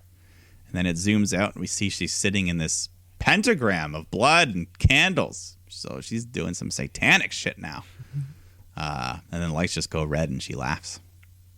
So the resurrection of the Fiend, maybe. The is, resurrection of the Fiend. What pay-per-view was that at? Was that at Payback, maybe? It's been a long time since we have seen the Fiend, but probably an appropriate amount of time that you would need to recover from a burning. Full body burn. Yeah, so we'll see. But Lana is taking on Shayna Baszler, singles action. Shayna dominates most of it, but Lana gets a couple nice kicks, a nice crossbody. But then outside the ring, Nia Jax and Naomi just start fighting. Shayna grabs Naomi. Lana rolls her up. Big 2 count, but then Shayna just locks in the Kirifuda clutch and Lana taps out. Yeah, another one. Of course, no one can believe that Lana wins, and she didn't. I feel like they've erased this tag title opportunity from history that Lana and Naomi are supposed to get. We haven't. It doesn't feel like we've talked about it at all, or Because they've booked an NXT tag title match first that I feel like they're gonna lose, so they're never gonna get. And out. it just feels like we're week after week of this women's tag titles not being good. and every single week we're like, this is where they turn it around, and then they don't. And then we're like, okay, this week is where they turn it around, and then they don't. We're 2 weeks away. Oh, from that championship opportunity. Yeah, we're 2 weeks away, and then just fucking pray to God. Because if they don't win it, what the fuck was the point of winning the championship, right? I wonder if this belt, too, when it comes to things like this, is this a Vince decision? Or do we think this is a Triple H decision at that point? That one's hard to say. Vince might not even give a shit. He'd be like, oh, who gives a fuck? Because it certainly feels like he doesn't give a shit about the champion, about the belt to begin with. If Trips just says, like, hey, can I hold on to this one for a while? And, I don't know, maybe you'll die before it goes back. I don't know. Yeah, I don't know. We'll see. But hopefully we get what we want. Mm-hmm. But backstage, Adam Pearce is approached by Braun Strowman. And he wants to know why he wasn't put in the chamber. And Braun tells him, you better let Shane McMahon know he needs to make this right, or things are going to get ugly around here. I don't know. I couldn't even remember what brand Strowman was on. Raw Underground. It's its own brand. I remember that. they're their own brand, and he's on it. Yeah. Him and what was the other guy? Baba Kumte and Riddick Moss and Marina Shafir that one time. They're all in their own roster. Well, let's get to this gauntlet match that we were promised earlier that I never mentioned until now. But a gauntlet match where the winner, it's all the members of the chamber match, and the winner gets the honor of being the last member released from their pod. So get that advantage. It's classic. This is something we've done before, I think. Yeah, book a gauntlet match to figure out the order. And, we always love a good gauntlet match. So yeah. Starts off with AJ Styles, Kofi Kingston. They have a nice little match. Omos grabs Xavier on the outside, just picks him up with one hand, choke slams him right over the barricade. So Kofi goes after, gets in the face of him, and the ref has had enough. He ejects Omos. So, but Kofi, he's a bit hurt. He already had to wrestle that match earlier in the night. So AJ takes advantage, hits the phenomenal forearm, gets a 3 count. Boom. And then the next... First down. First down, Kofi's out. Drew McIntyre's out next. The champ himself taking on AJ. So they have a nice little bout. They got a good amount of time. Eventually, Drew hits the Claymore, eliminates AJ. But AJ looks good as always. Of course. AJ Styles is like the Daniel Bryan of Raw right now. Yeah, exactly. And then Jeff Hardy's out next. So him and Drew. Hardy did okay, but he's not going to be pinning Drew at this point in time. So hits the twist of fate, goes for the swanton, but Drew gets his knees up, blocks it, hits the Claymore, eliminating Hardy. Of course, and we never see that babyface versus babyface thing either. We never see that. Not as often, no. Then Randy Orton comes out next. But early on, he gets thrown outside the ring when the lights start to shut down. And Alexa Bliss' face just appears all over the Thunderdome. Just thousands of her on these screens as she's laughing. And actually, I don't know. I thought the visual was pretty cool. Just seeing a bunch of her all synced up. The echo. Well, it did a good job. It distracts Orton as he's kind of looking around, not noticing the ref as he counts to 10.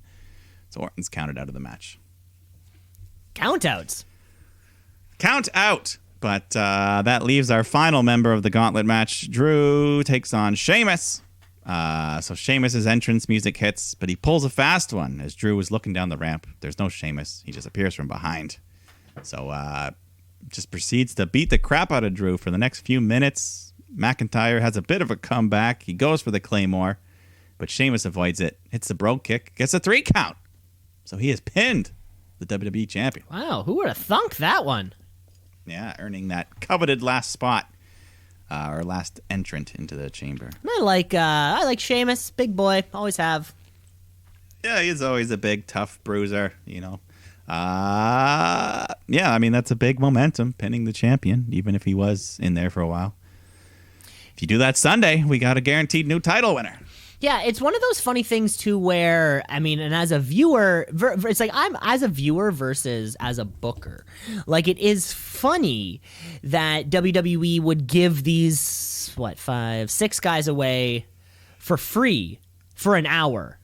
And then they're like, hey, pay for it and see it again on Sunday. It is, like, that's a funny thing. As a fan, I'm like, I want to see more of all of this stuff. But as a... I wonder sort of what they're thinking, you know, in that. And as we say, that third hour of Raw is tough to fill. So why not fill it with 6 of the best performers on the roster? Yeah. Yeah. Always like the Gauntlet matches usually end up working out pretty well. So Yeah, they end up being a big success. And that was the entire Monday Night Raw show. I'd like to see a Gauntlet match for the title one time. That'd be cool. Well, doesn't the Chamber operate? No, the Chamber doesn't operate in that way, does it? I mean, the Chamber, you could have all the men in there at once, and then they get eliminated. Right. Like, so if you pin the guy who was the champion, all it means is there will be a new champion. It doesn't mean you're temporarily doesn't mean you're the champion. I wonder if that's ever happened, because that does sound like a fun thing to do. If booked properly. I'll have to look into that. Well, that was great. That was Monday Night Raw, and that means that it's break time. It's break time. We got a break. We're going to come back because, of course, we have Wednesday night, and we got to talk about the upcoming Chamber. So stick around. Let's shoot, yeah, let's shoot, yeah, let's shoot, brother, yeah, let's shoot, yeah, let's shoot, yeah, let's shoot, brother, yeah. Back here with part 2 of the podcast, Mike. I'm sitting in a blizzard right now. Yeah, lots of Ontario has been getting lots of snow, lots of cold. I know some of the kids, they finally came back to school, and then they had a snow day the first day back. Are you getting snowed on back right now? I can't even see the kind of the buildings on the other side of the street from where I am. I don't think it's currently falling, the snow. It's hard to see from the basement, but when I was upstairs earlier, I didn't see any snow. Still always snow on the ground. No green patches this winter. Yeah. Well, it's funny. Now we had that big snowfall the other day, and that was really it for us. Before then, it was little bit of white, little bit of green, and now it's all white. Yeah, I mean it's been and it's just been consistently like -5, -10 every day. So nothing's melting. Just so yeah, but that's winter. That's Canada. Hell yeah, that's winter for you, baby. You know what? Because we don't have the luxury of a snowless winter. No. You know, but that isn't to say though. Just because snow isn't present doesn't mean that it doesn't get cold though. You know, there's places in the world where you'll remain virtually snowless. Yeah. However, it gets chilly. It gets chilly in the evening. You know, sometimes. Did you know? Just last night in Jacksonville, Florida, it was a balmy 17 degrees Celsius. Yeah, Celsius. Yeah, if there was that right now, we'd be in shorts and a t-shirt. If we were there in shorts and a t-shirt, but no, we need heaters around the ring. We need JR's big puffy vest because we're talking about AEW Dynamite. AEW. All Elite. They coming for you, Vince. Better watch out. It's too sweet. Where it seems like every single week I did. we complain about the temperature, and every single week I look to see what the temperature is, and it's never cold. No. But the sweat, you can see the steam coming off their sweat. There's heaters ringside, everyone's all dolled up, and it's 22 degrees there. Yeah, it's kind of funny. Crazy, eh? But either way, we're at Daly's Place. We are half inside, half outside. The Jacksonville Jaguars season is over. So all this building's going to occupy for the next little while is just going to be. I mean, their season's usually over 4 weeks. It's usually over. But so Daly's Place is just purely being occupied by professional wrestling of the all elite kind, and wouldn't you know it, we actually kick off with some tag team action. Of course, we have Hangman Page and Matt Hardy, who I think will soon he'll have a little prefix before Matt Hardy, like businessman Matt Hardy or something. We're working on that towards, but of course, those two guys are taking on the Hybrid 2. TH2. TH2. Yeah, the match was all right. Hangman's going to do more of the heavy lifting for his team, but he's looking good, ready to hit a buckshot lariat when Hardy blind tags himself in, and then he accidentally knocks Page to the floor, and he's getting his ass beat, but luckily Hangman recovers, jumps back in with a double buckshot lariat to save Matt, and then Hardy hits a twist of fate, which spikes Angelico, and then gets a 3 count for him and Hangman. No real surprise here, of course. TH2 though, are they one of these teams who are killing it on Raw? Or sorry, on Dark? Maybe. I'm sure they're probably in the top 5 rankings. It's hard to say. It's hard to say. They don't even follow the rankings that closely, anyways. No, people just get title shots anytime, haphazardly, whenever they want. But for the most part, doesn't really matter. No. Afterwards, we get the reveal. Hardy gets on the microphone. He puts over Hangman. He's excited to make a lot of money with him, and I get 30%. Glad you signed with me. But then Hangman reveals that he switched the contracts at the bar. And Matt's like, what? I already sent it to my lawyer. So Page brings out the Jacksonville Jaguar. I forget his name, the mascot. Jaggy. The Jag. So he comes out. He's got the contract, a copy of it for Matt to read. And then he finds out that the contract is for a match between the two of them at Revolution. Hardy versus Page. And if Matt loses, Page gets 100% of Matt's earning from the first quarter of 2021. And Matt does not like that. He's pissed. He's been bamboozled. And he says, if I have to do this, how about you put the same thing on the line? So Hangman says, all right, let's have a money match. And then the Jaguar jumps Page from behind. It was actually Isaiah Cassidy the whole time from Private Party. So he starts beating him up, and then Hardy's just throwing out money. He tells the Hybrid 2, hey, I'll pay you $3,700 to kick his ass. And I'd do it.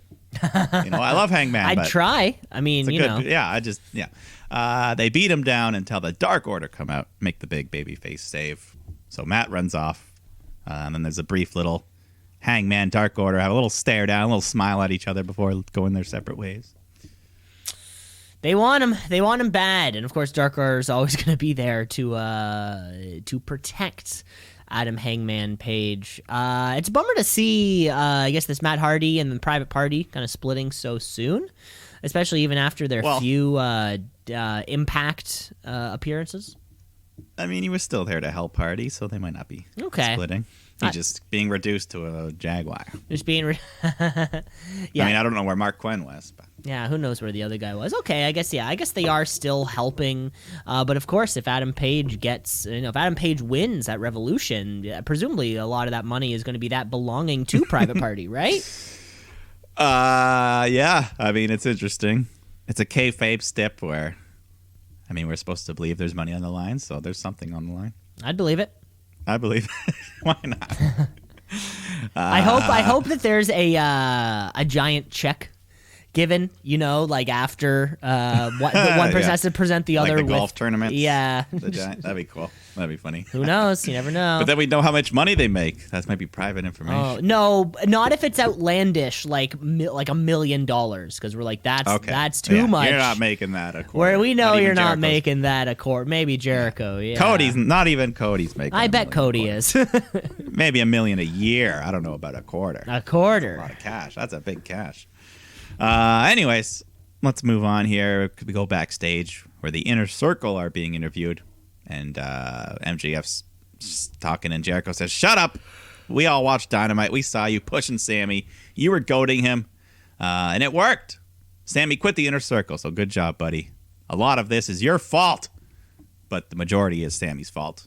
Because, he wanted the two of them to be in each other's faces, to make each other better, push each other. MJF learned this. Sammy did not. So stupid decision, quitting the Inner Circle. Walking out on Chris Jericho. You're dead to me. I don't ever want to hear your name again." Wow. That's final. I mean, that sounds definitive. Yeah. I like it. This is what MJF wanted. This is what I thought was going to happen. And it's all coming together. It's all coming together. A cunning plan. Yeah, I like it. I guess, are we just now maybe at a matter of time now? See, I worry that MJF is dealing with the rest of the Inner Circle behind Jericho's back, and it won't be other people dropping out of the Inner Circle. No, it'll be the Inner Circle dropping out Chris Jericho. That's, I think, MJF's next. Or, I mean, if not next, that's the ultimate goal, is to take out the leader and become the new leader. Because he wants Santana Ortiz there. Of course, Wardlow's not going away. Jake Hager might be on the fence, but it might be easier just to kick Chris Jericho out. Yeah, and, they've all, in the past weeks, they've done little things, like little bonding moments with MJF, and they're starting to stand up for him against Sammy and little things like that. So, some private discussions go on when Jericho's not in the room. Who knows what could happen. We had some discussions just last week, I think. Yeah. Or a couple weeks ago, yeah. Yeah, I'm liking it. Who can't? MJF is just, anything he does is going to be good. Mm-hmm. But then we get a nice little highlight package to show us an update for the Japanese side of this women's eliminator tournament, where the first round winners, Yuka Sakazaki, Emi Sakura, Aja Kong, and Ro Mizunami, all advance to the second round. So at least 3 of those, maybe all 4 we've seen on Dynamite at some point. And you can watch those matches. They have them out on their YouTube On the page. YouTube. Yeah. I didn't have time to watch all of them. But And it's all there. So it's all there. Yeah. The first round. I skimmed, but it's all there. The second round, third round will be bigger. I'll make sure to watch those. Of course. The one thing I did notice, I'm glad that Emi Sakura seemed to ditch the Freddie Mercury gimmick. She was more of a normal. Yeah, more of just like a normal wrestler. I mean, I love Queen, I love Freddie, but Of it was just course. a weird. It didn't make any sense. There was no explanation. Yeah. Who knows? But that sort of works in that thing. Sort of even Riho's character. She's just. It's like, okay, that's what you look like. Or the Kairi Sane pirate. It's silly and fun. I mean, I get it, but I mean, Kushida has his Marty McFly thing. It's weird. It's funny. It's weird and fun. It is. They all sort of have this going on. yeah. I guess the Asians love Hollywood movies. Yeah. Or just Hollywood. I guess, American yeah, in culture. Japan, they must love, culture. American popular culture, or at least like Western popular culture and anything. See, now. No, I don't want to say anything. Okay. No, they've done it in the past, actually, when they had a white man pretending to be an Asian man. Yeah, that's done probably that a not couple good. times. That's probably not good. They shouldn't. Probably not they probably as good shouldn't as the do thing that. to do. Yeah, so they stopped. Good. But let's move on. Speaking of Riho, we get her big return here, taking on Serena Deeb in a first round USA bracket for this tournament. Been 48 weeks since we last saw Riho on Dynamite. So Wow. nice to see her back. Yeah. And once again, like the previous week, it's also nice to have a women's match early on in the show. So Yeah, hopefully it's it becomes a not trend. 9:30. Yeah, so they're not stretched for time. They're not worried about anything. And this was a damn good match. I thought Riho looked better here than even when she was champion. I don't know. The crowd was into her.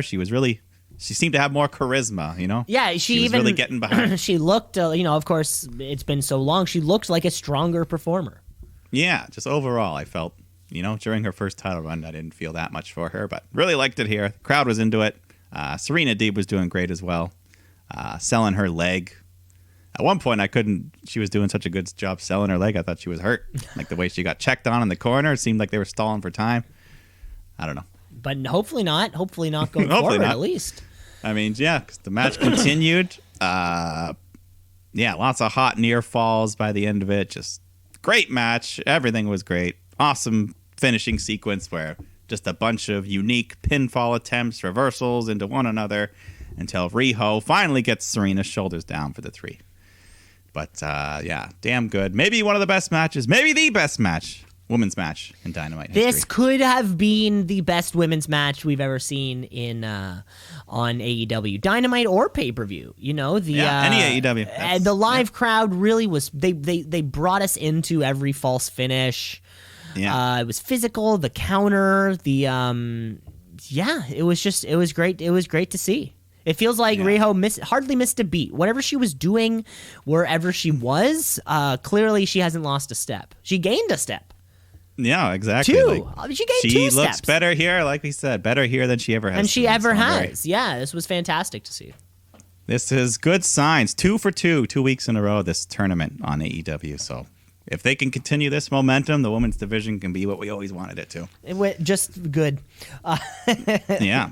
And I mean, the matchup for round 2 already looks good. We got Riho taking on Thunder Rosa, so that could be great. I mean, it's not like our standards are incredibly high. We're not expecting NXT women's division level. We're not expecting the 4 horsewomen part 2. Just give us something. The match doesn't have to be this good every week, but I mean, if they are, for it if they are, then it's great. why the hell not?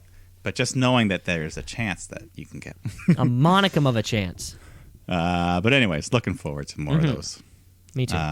Which will be, they're doing some of the American ones on YouTube as well. They announced. I was a bit surprised. The Britt Baker Anna Jay one's going to be on YouTube, so I'll have to check that out. Well, I feel like that's a match that could get more views on YouTube than views. More online clicks than. That's true. Faces, I guess Britt Baker's faces, she's. Yeah. Well, I mean, they're both huge click draws. mover. They're both huge draws. Mm-hmm. Orange Cassidy takes on Luther. Kind of a nothing match, really. Just Luther fighting dirty. Kinda. I mean, really a nothing match. They could have probably snuck in another women's match from that tournament here. They could have. That would have been a little more interesting. Yeah. No Miro to be seen. Remember that whole thing? He was nowhere to be seen. Serpentico was there trying to fuck around, but Chuck hits him with the awful waffle. I don't know. Orange Cassidy hits the orange punch, gets the win, but nothing was gained out of this. No, nothing was gained. Nothing was lost, I guess. But yeah, you mentioned this a couple weeks ago, though, the possibly overexposure now of Orange Cassidy. It's really coming prevalent or, into the forefront. Yeah. At first, he felt like a Brock Lesnar. Like, oh, when's he going to show up and fight? Yeah. Fight is such a special thing. But now, no. Now he's Baron Corbin. No, he's just Baron Corbin. I don't mean that. I would never. Orange Cassidy, we love you. Of course. But Team Taz comes out for the weekly promo. They switch turns. Who comes out first? This week it's Taz. To cut a promo about Sting and Darby, and he says, "Come on out, Sting," and Sting does. I guess Darby was still in the body bag somewhere. Yeah, he was still putting on his makeup. Yeah. So Sting comes out on his own. He gets in the ring by himself. He's outnumbered, but he's got his baseball bat. And Taz is like, yeah, you need that bat. So Sting tosses it on the ground. He's like, yeah, what's up now? Then he takes off his jacket, throws it at Brian Cage, and just starts pounding on him. But then Hook comes in from behind, which allows Cage to gain the upper hand and hit a huge powerbomb on Sting, which, I mean, he's cleared to take bumps, obviously, because that was a powerful slam he took there. I think the entire wrestling community collectively held their breath for a second. 60-year-old man. And this isn't your average everyday normal power bomb either. This is a power Brian Shithouse Cage dropping you on your shoulder blades. And yeah, we all went, yeah. Money took it. So I will say, they at first I was like, oh, we're going to get the same thing, but then they surprised me. There wasn't just another promo. It's we got still, a bump. I guess we still have another week before the match, when it comes to that drawing it out. But hey, this was something that we didn't think we would see until the match. I didn't even know if I would see something this big in the match, but now that this raises my expectations for the match. Not that they were low, but I'm like, if he can take this, then he can probably take a lot more. He can probably take a lot of stuff. Mm-hmm. But anyway, so Team Taz leaves, and Sting is just dazed. They kind of showed a unique camera angle, just like overhead, just him looking up at the lights. Him looking up, like, dazed, where am I? Like, oh, yeah. So I'll give him that. At least it was kind of different. They let him, get knocked down. Mm-hmm. But then we cut to earlier in the day, off location at this kindergarten class, where Kenny Omega is reading to the kids. But not a children's story. He's got the Young Bucks books, Killing the Business. So he just reads parts of it, puts himself over, his great matches in the Tokyo Dome. But then Don Callis says, sorry, kids, Uncle Kenny's got to go. But they love him. They're just chanting, Kenny, Kenny. They don't want him to leave. But he's got to go. He doesn't really, so he says, play with Michael Nakazawa. And he's like, hey, kids, let's play. But they don't like him. They just swarm him. Tear him to pieces, attacking him on the floor. But yeah, just another off location. That was a little fun. Yeah, it was fun. He's getting Kenny Omega. He's a weird guy. So when he does weird guy stuff, it's not really. It doesn't throw us away. Like we were saying earlier about The Miz doing the tough guy and comedy. Those are two kind of different people. Who Kenny Omega is a weird guy. He delivers promos very oddly. He dresses very confusingly. He has this larger than life personality, which is just strange.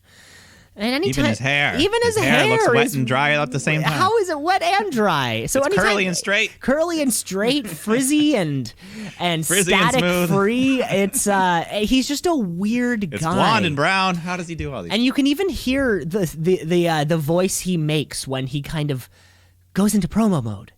Yeah. It's sort of like his voice, the cadence, the cadence of his voice. I'm Kenny Omega. It goes into this thing where you're like, oh, okay, now we're in Kenny Omega mode. And I love it. He's so good at this. Yeah. No, it's been great. It's the Kenny Omega. I mean, we're 3.5 months into this this belt collector thing. Yeah. With no slowing down. With Don Callis, and Don Callis is great in his role. Yeah. Also, did you listen to that Callis and Omega on the Jericho podcast? It was from shortly after Winter is Coming.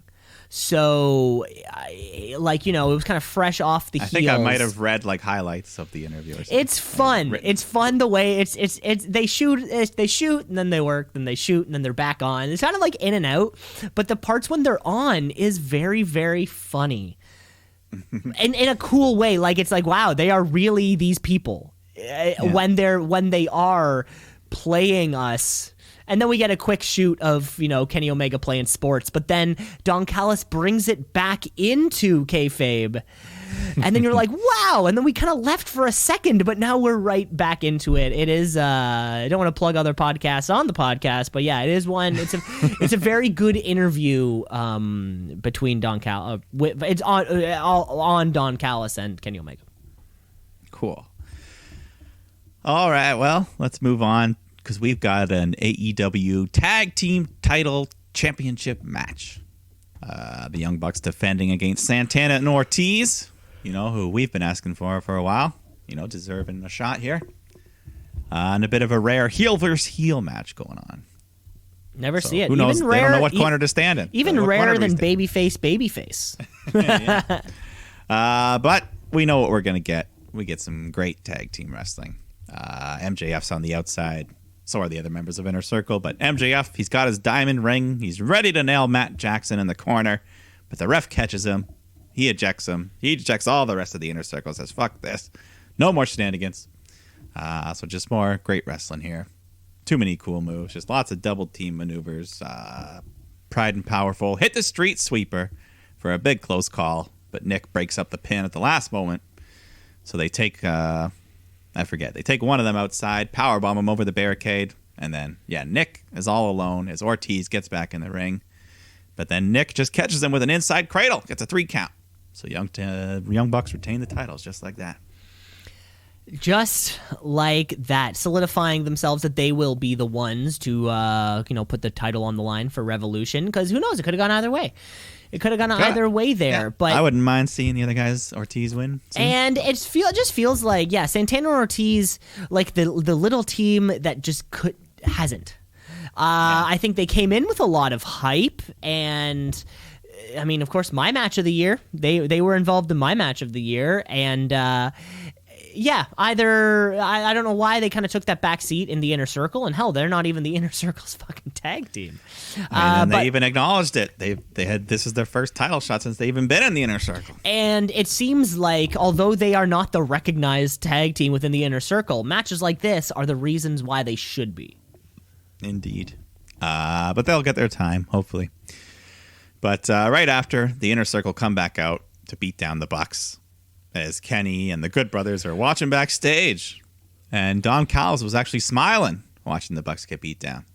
But Kenny's like, hey, let's go help. And Don's like, oh, don't worry, we got this. And he whispers to the Good Brothers. And they just kind of tiptoe slowly down to the ring. And then I think Jericho argues with the Bucks' parents, and the dad shoves him or something. Yeah, we saw the old Buck. The old Buck.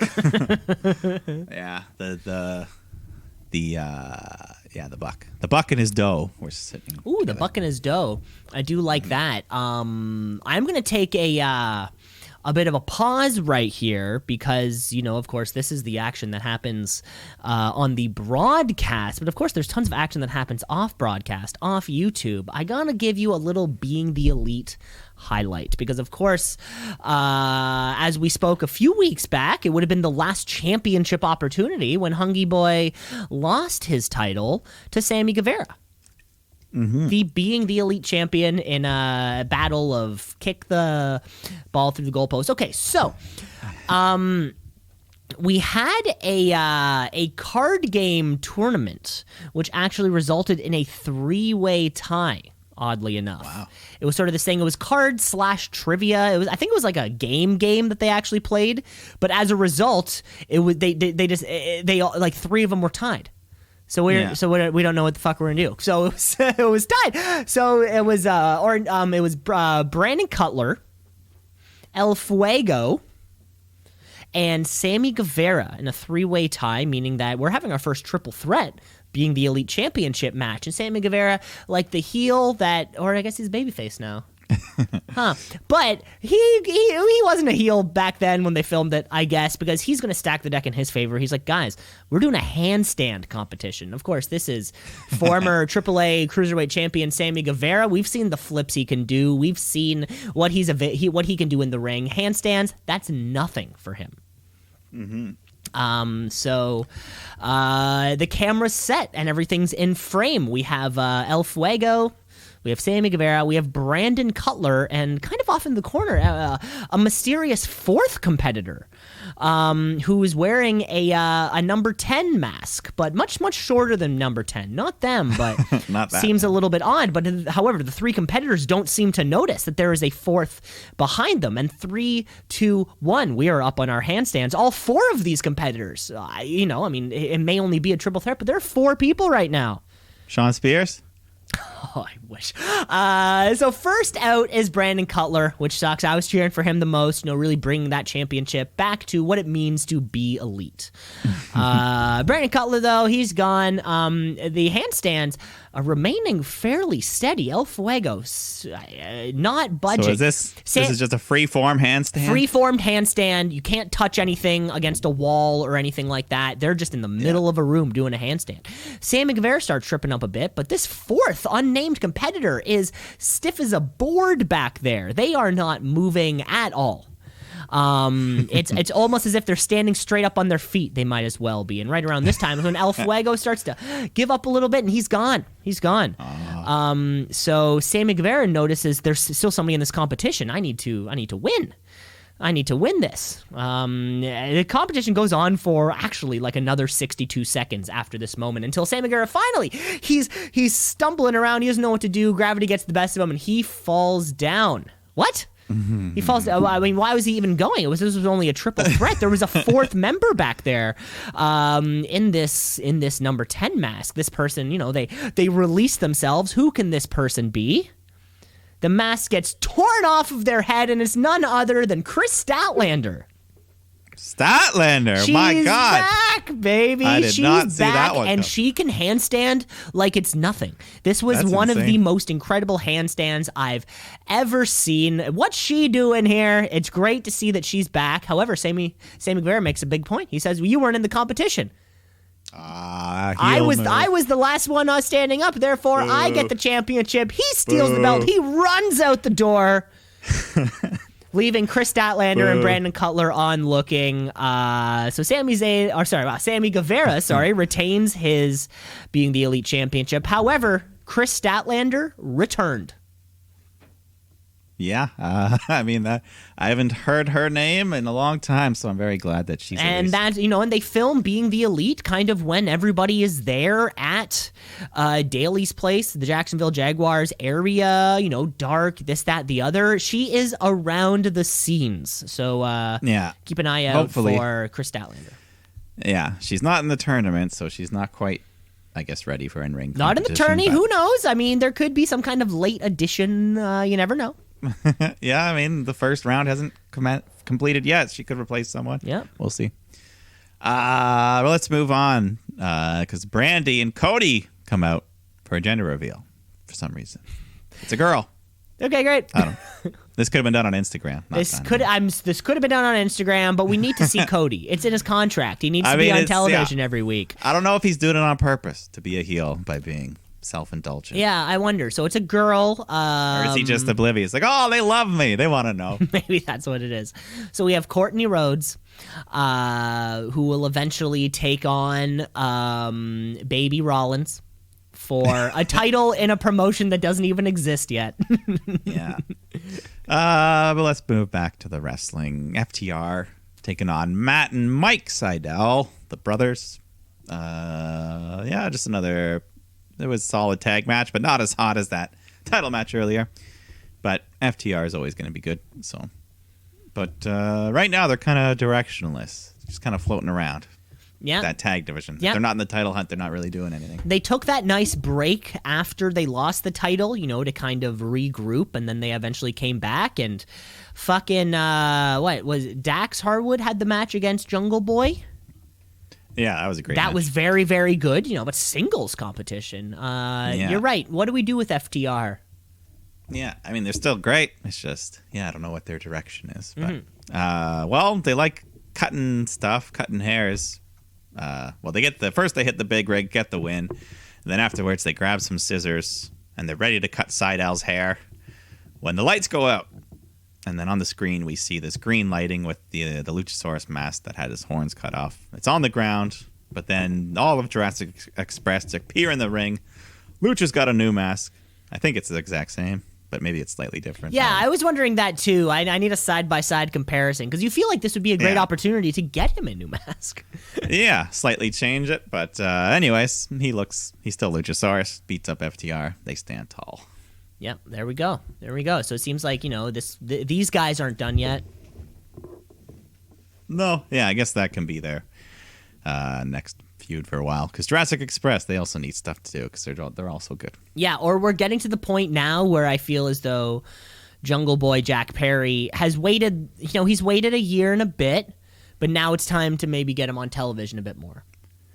Yeah, some more singles actions, get him in the hunt for the TNT title maybe. Mm-hmm. But let's go to the main event of the evening. Jon Moxley, Rey Fenix, and Lance Archer taking on Eddie Kingston and Butcher and Blade. Ooh. I think this is our second. Is this our second week straight of a 6-man main event? No, last week was 4, but I think the week before that was 6. The beach break. Yeah, I feel like we've seen this combo of men, not exactly all, but in one form or the other, We've had a lot of tag matches. A couple times, yeah, but Lance Archer though has been, I think, on both or all three of these opportunities, been slotted in that babyface spot. Yeah, he's the big dude that does cool. He can like fucking moonsault off the ropes. Yeah, but it's interesting to see Lance Archer now. He's kind of 3 weeks straight of being a babyface. Yeah. Was Jake the Snake around? I don't know. Yeah, he was there. I think. I don't think he was involved like he was last week. Yeah, but anyways, this was more of like a slower brawling type match, but eventually it comes down to Moxley and Kingston.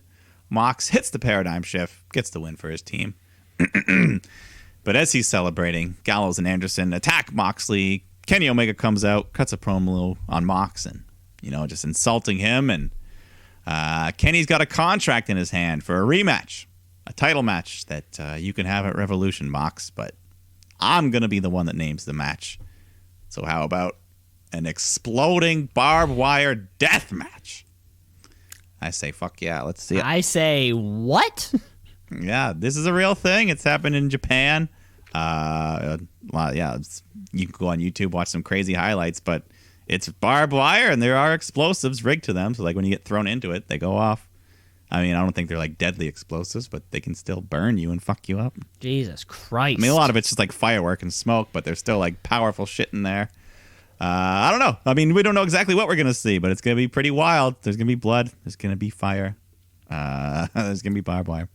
Yeah, and what will surely be the Revolution main event.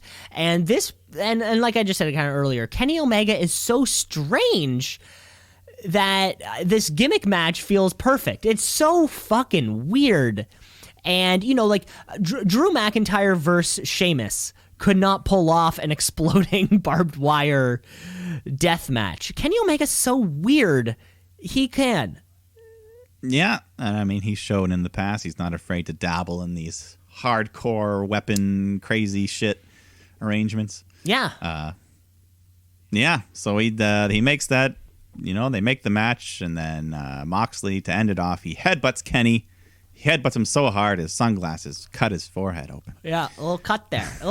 This AEW is doing a lot to Kenny Omega. Of course, the unsanctioned match, and he's gonna have some. He's got some battle scars. Yeah, the lights out unsanctioned match. We have some light. Yeah. Yeah, no, he's a tough motherfucker. A good Canadian guy.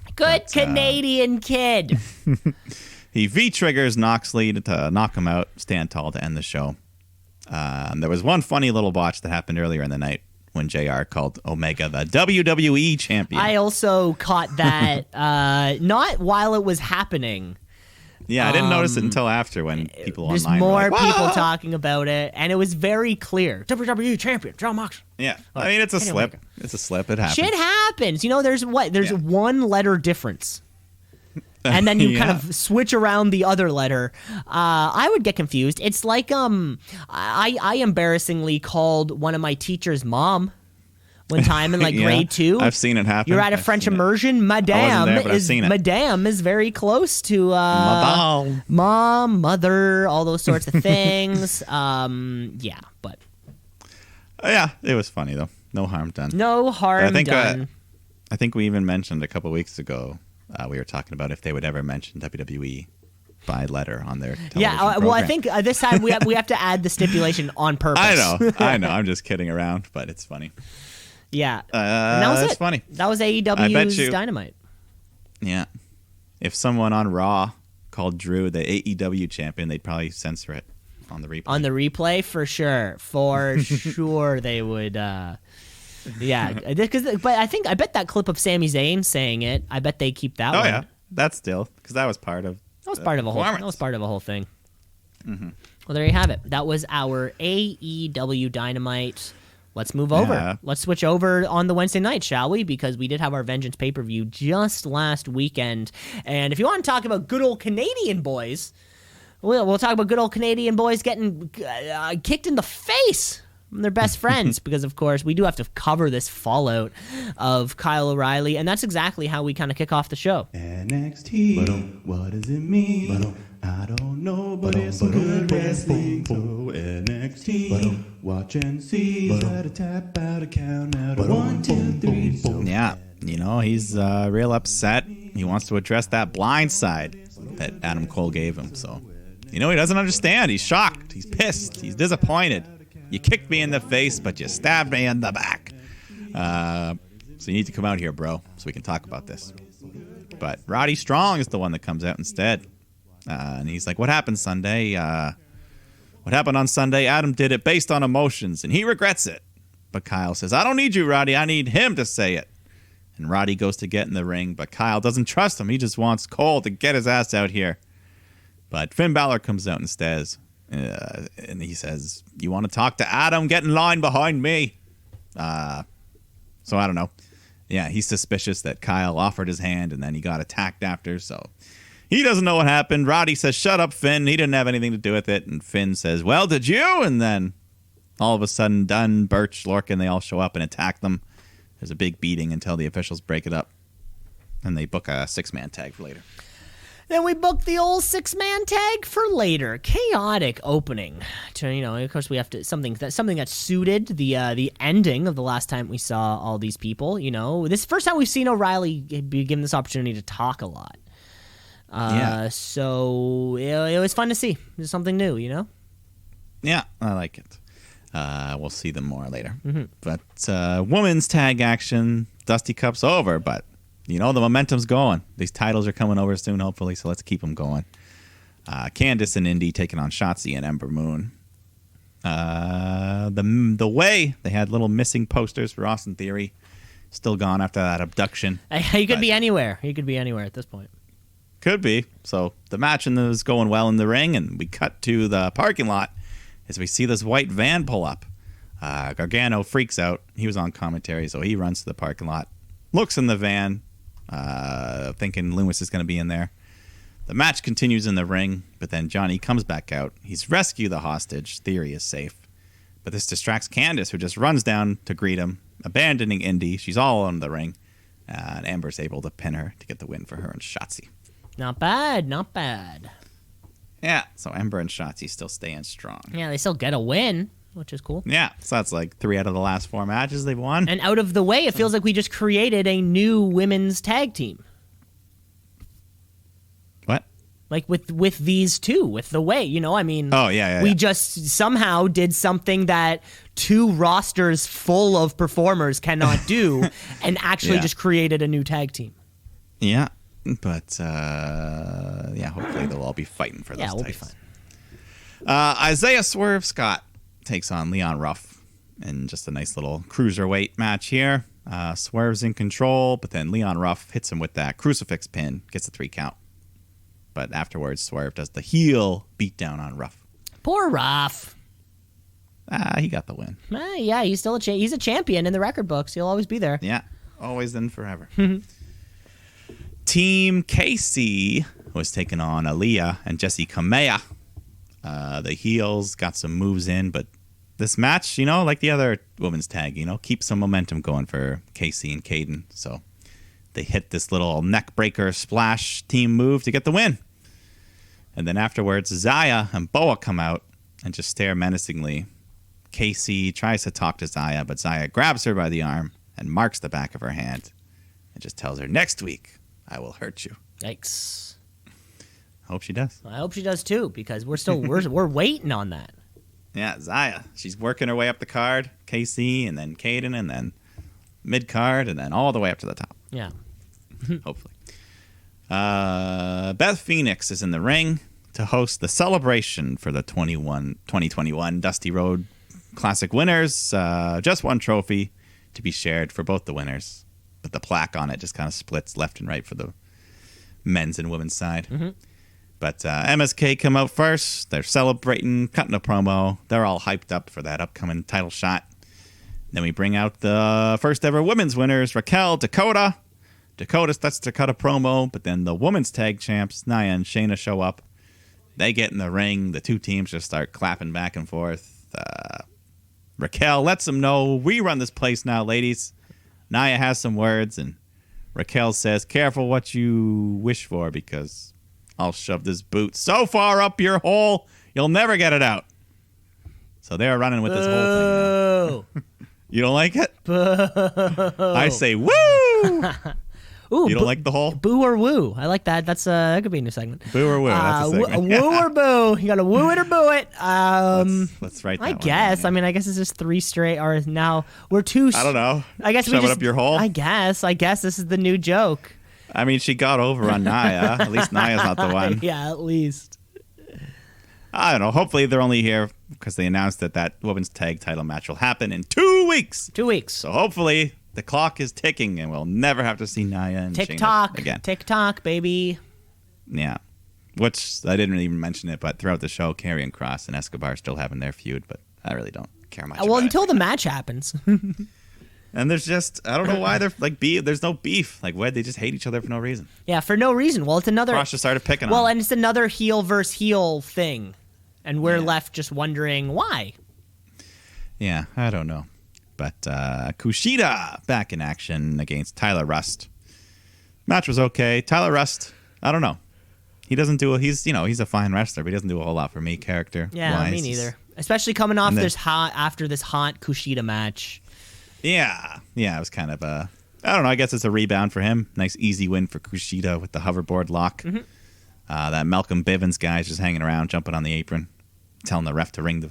I guess he rings the bell, throws in the towel to protect his investment Rust. Well, and I guess just that reminder that yes, Kushida lost at Takeover, but he's certainly not a loser. No, and hopefully, I mean he should have a little run with that title. Yeah, that'd be nice. Then we get Zoe Stark making her NXT debut against Valentina Perez. Just a little showcase for Zoe, just showing off some of her nice power. She hits this. It's like a back flipping, go to sleep move to get the win. And this was surprising, because we were seeing women's action at 9:15 on NXT, and I was like, oh no, this is the worst slot to be in. But hey, They did have. There was 2 women's matches. So yeah, exactly. It was 100% more than we would have seen on the other side. But yeah, there is a new kind of flux of this NXT talent. Every couple months, you see, that photo of like 6 or 7 new faces of hey, they'll be here soon, and that NXT talent pool is constantly evolving. yeah, no, I think we also got another promo from the LA Knight. Yes. Just talking at his house. Well, he will be going places, I think, soon. I don't think he will be, necessarily he has a 9:15 time slot. Yeah, we'll see. I'm looking forward to seeing who he's going to fight first. Yeah, you're right. But let's go to the main event. That 6-man tag match. Dunn, Birch, Lorcan versus Balor, Strong, and O'Reilly. But yeah, throughout the match, Kyle, he doesn't know what the fuck's going on. Finn doesn't know who to trust, but they work together for the match. Eventually, after all the chaos, it comes down to Finn and Dunn alone in the ring, but then Birch tries to come in and interfere with the title belt, so the ref stops him. But then Finn drop kicks Dunn into the ref, which knocks the ref out. So Balor goes up for the top, hits the coup de grace, or he's going for the coup de grace, but Adam Cole comes out, shoves Balor off the top rope, knocking the ref again, damaging him further. And then Cole kicks Kyle O'Reilly in the head, and then hits a big brain buster onto the steel steps. Ooh. That takes him out.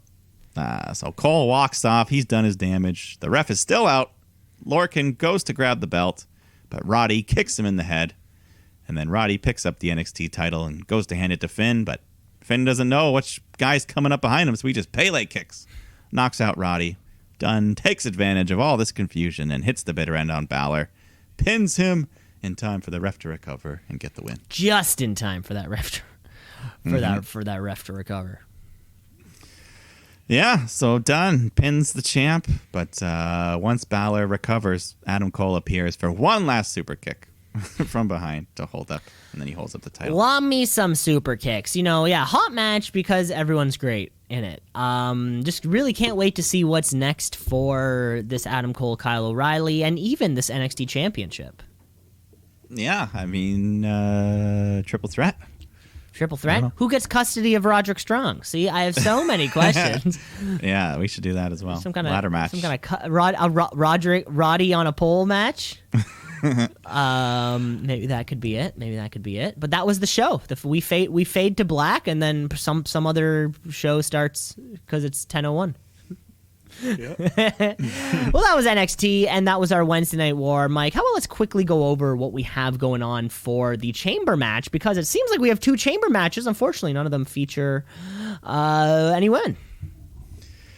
Yeah, that's too bad. Yeah. But, oh, well, let's just go over this card.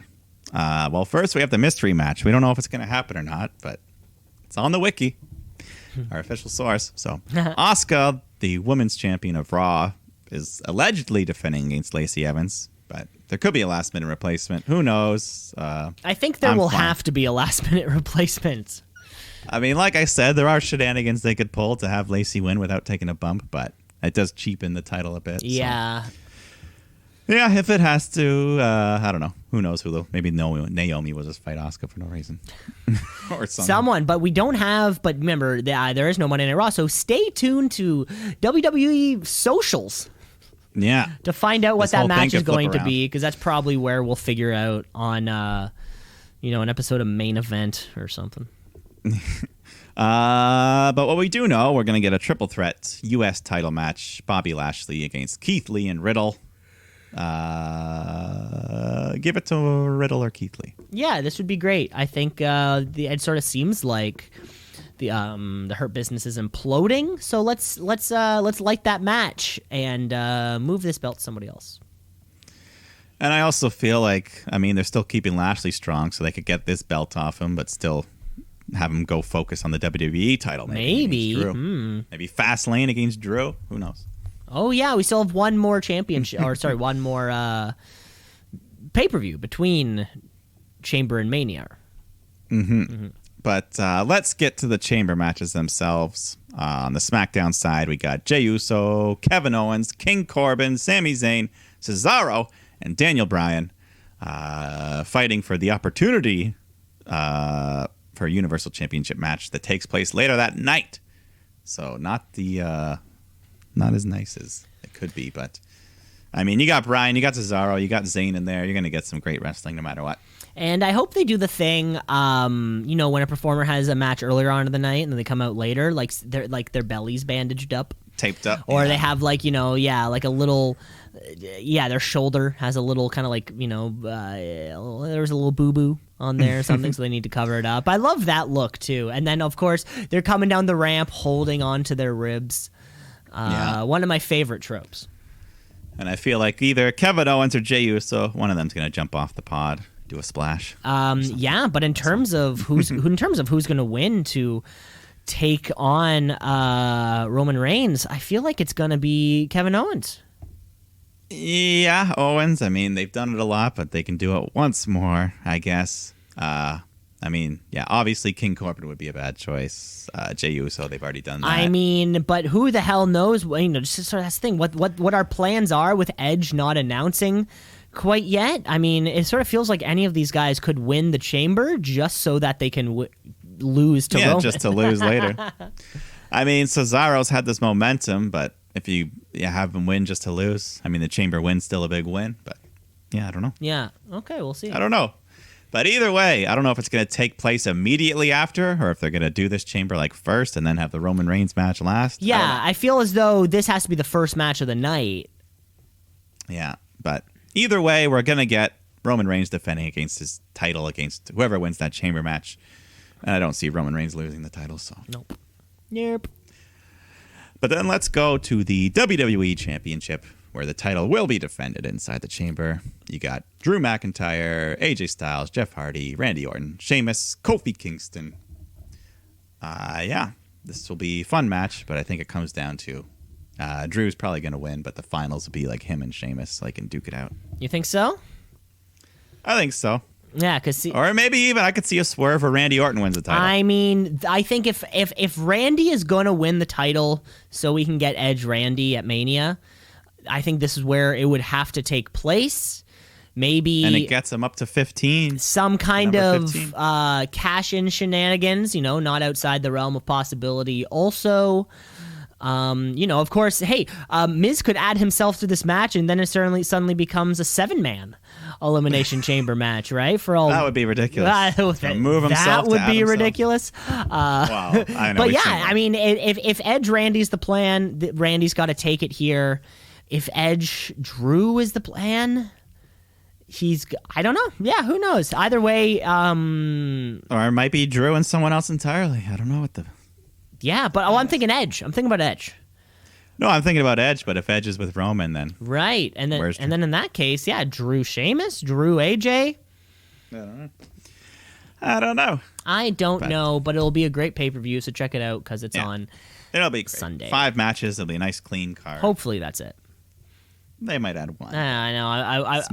I'm worried we're gonna get like Sasha Carmella on the pre-show.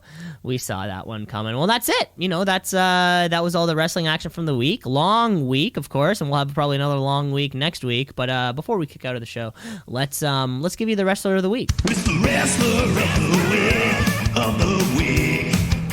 Wrestler of the week, of the week, of the week.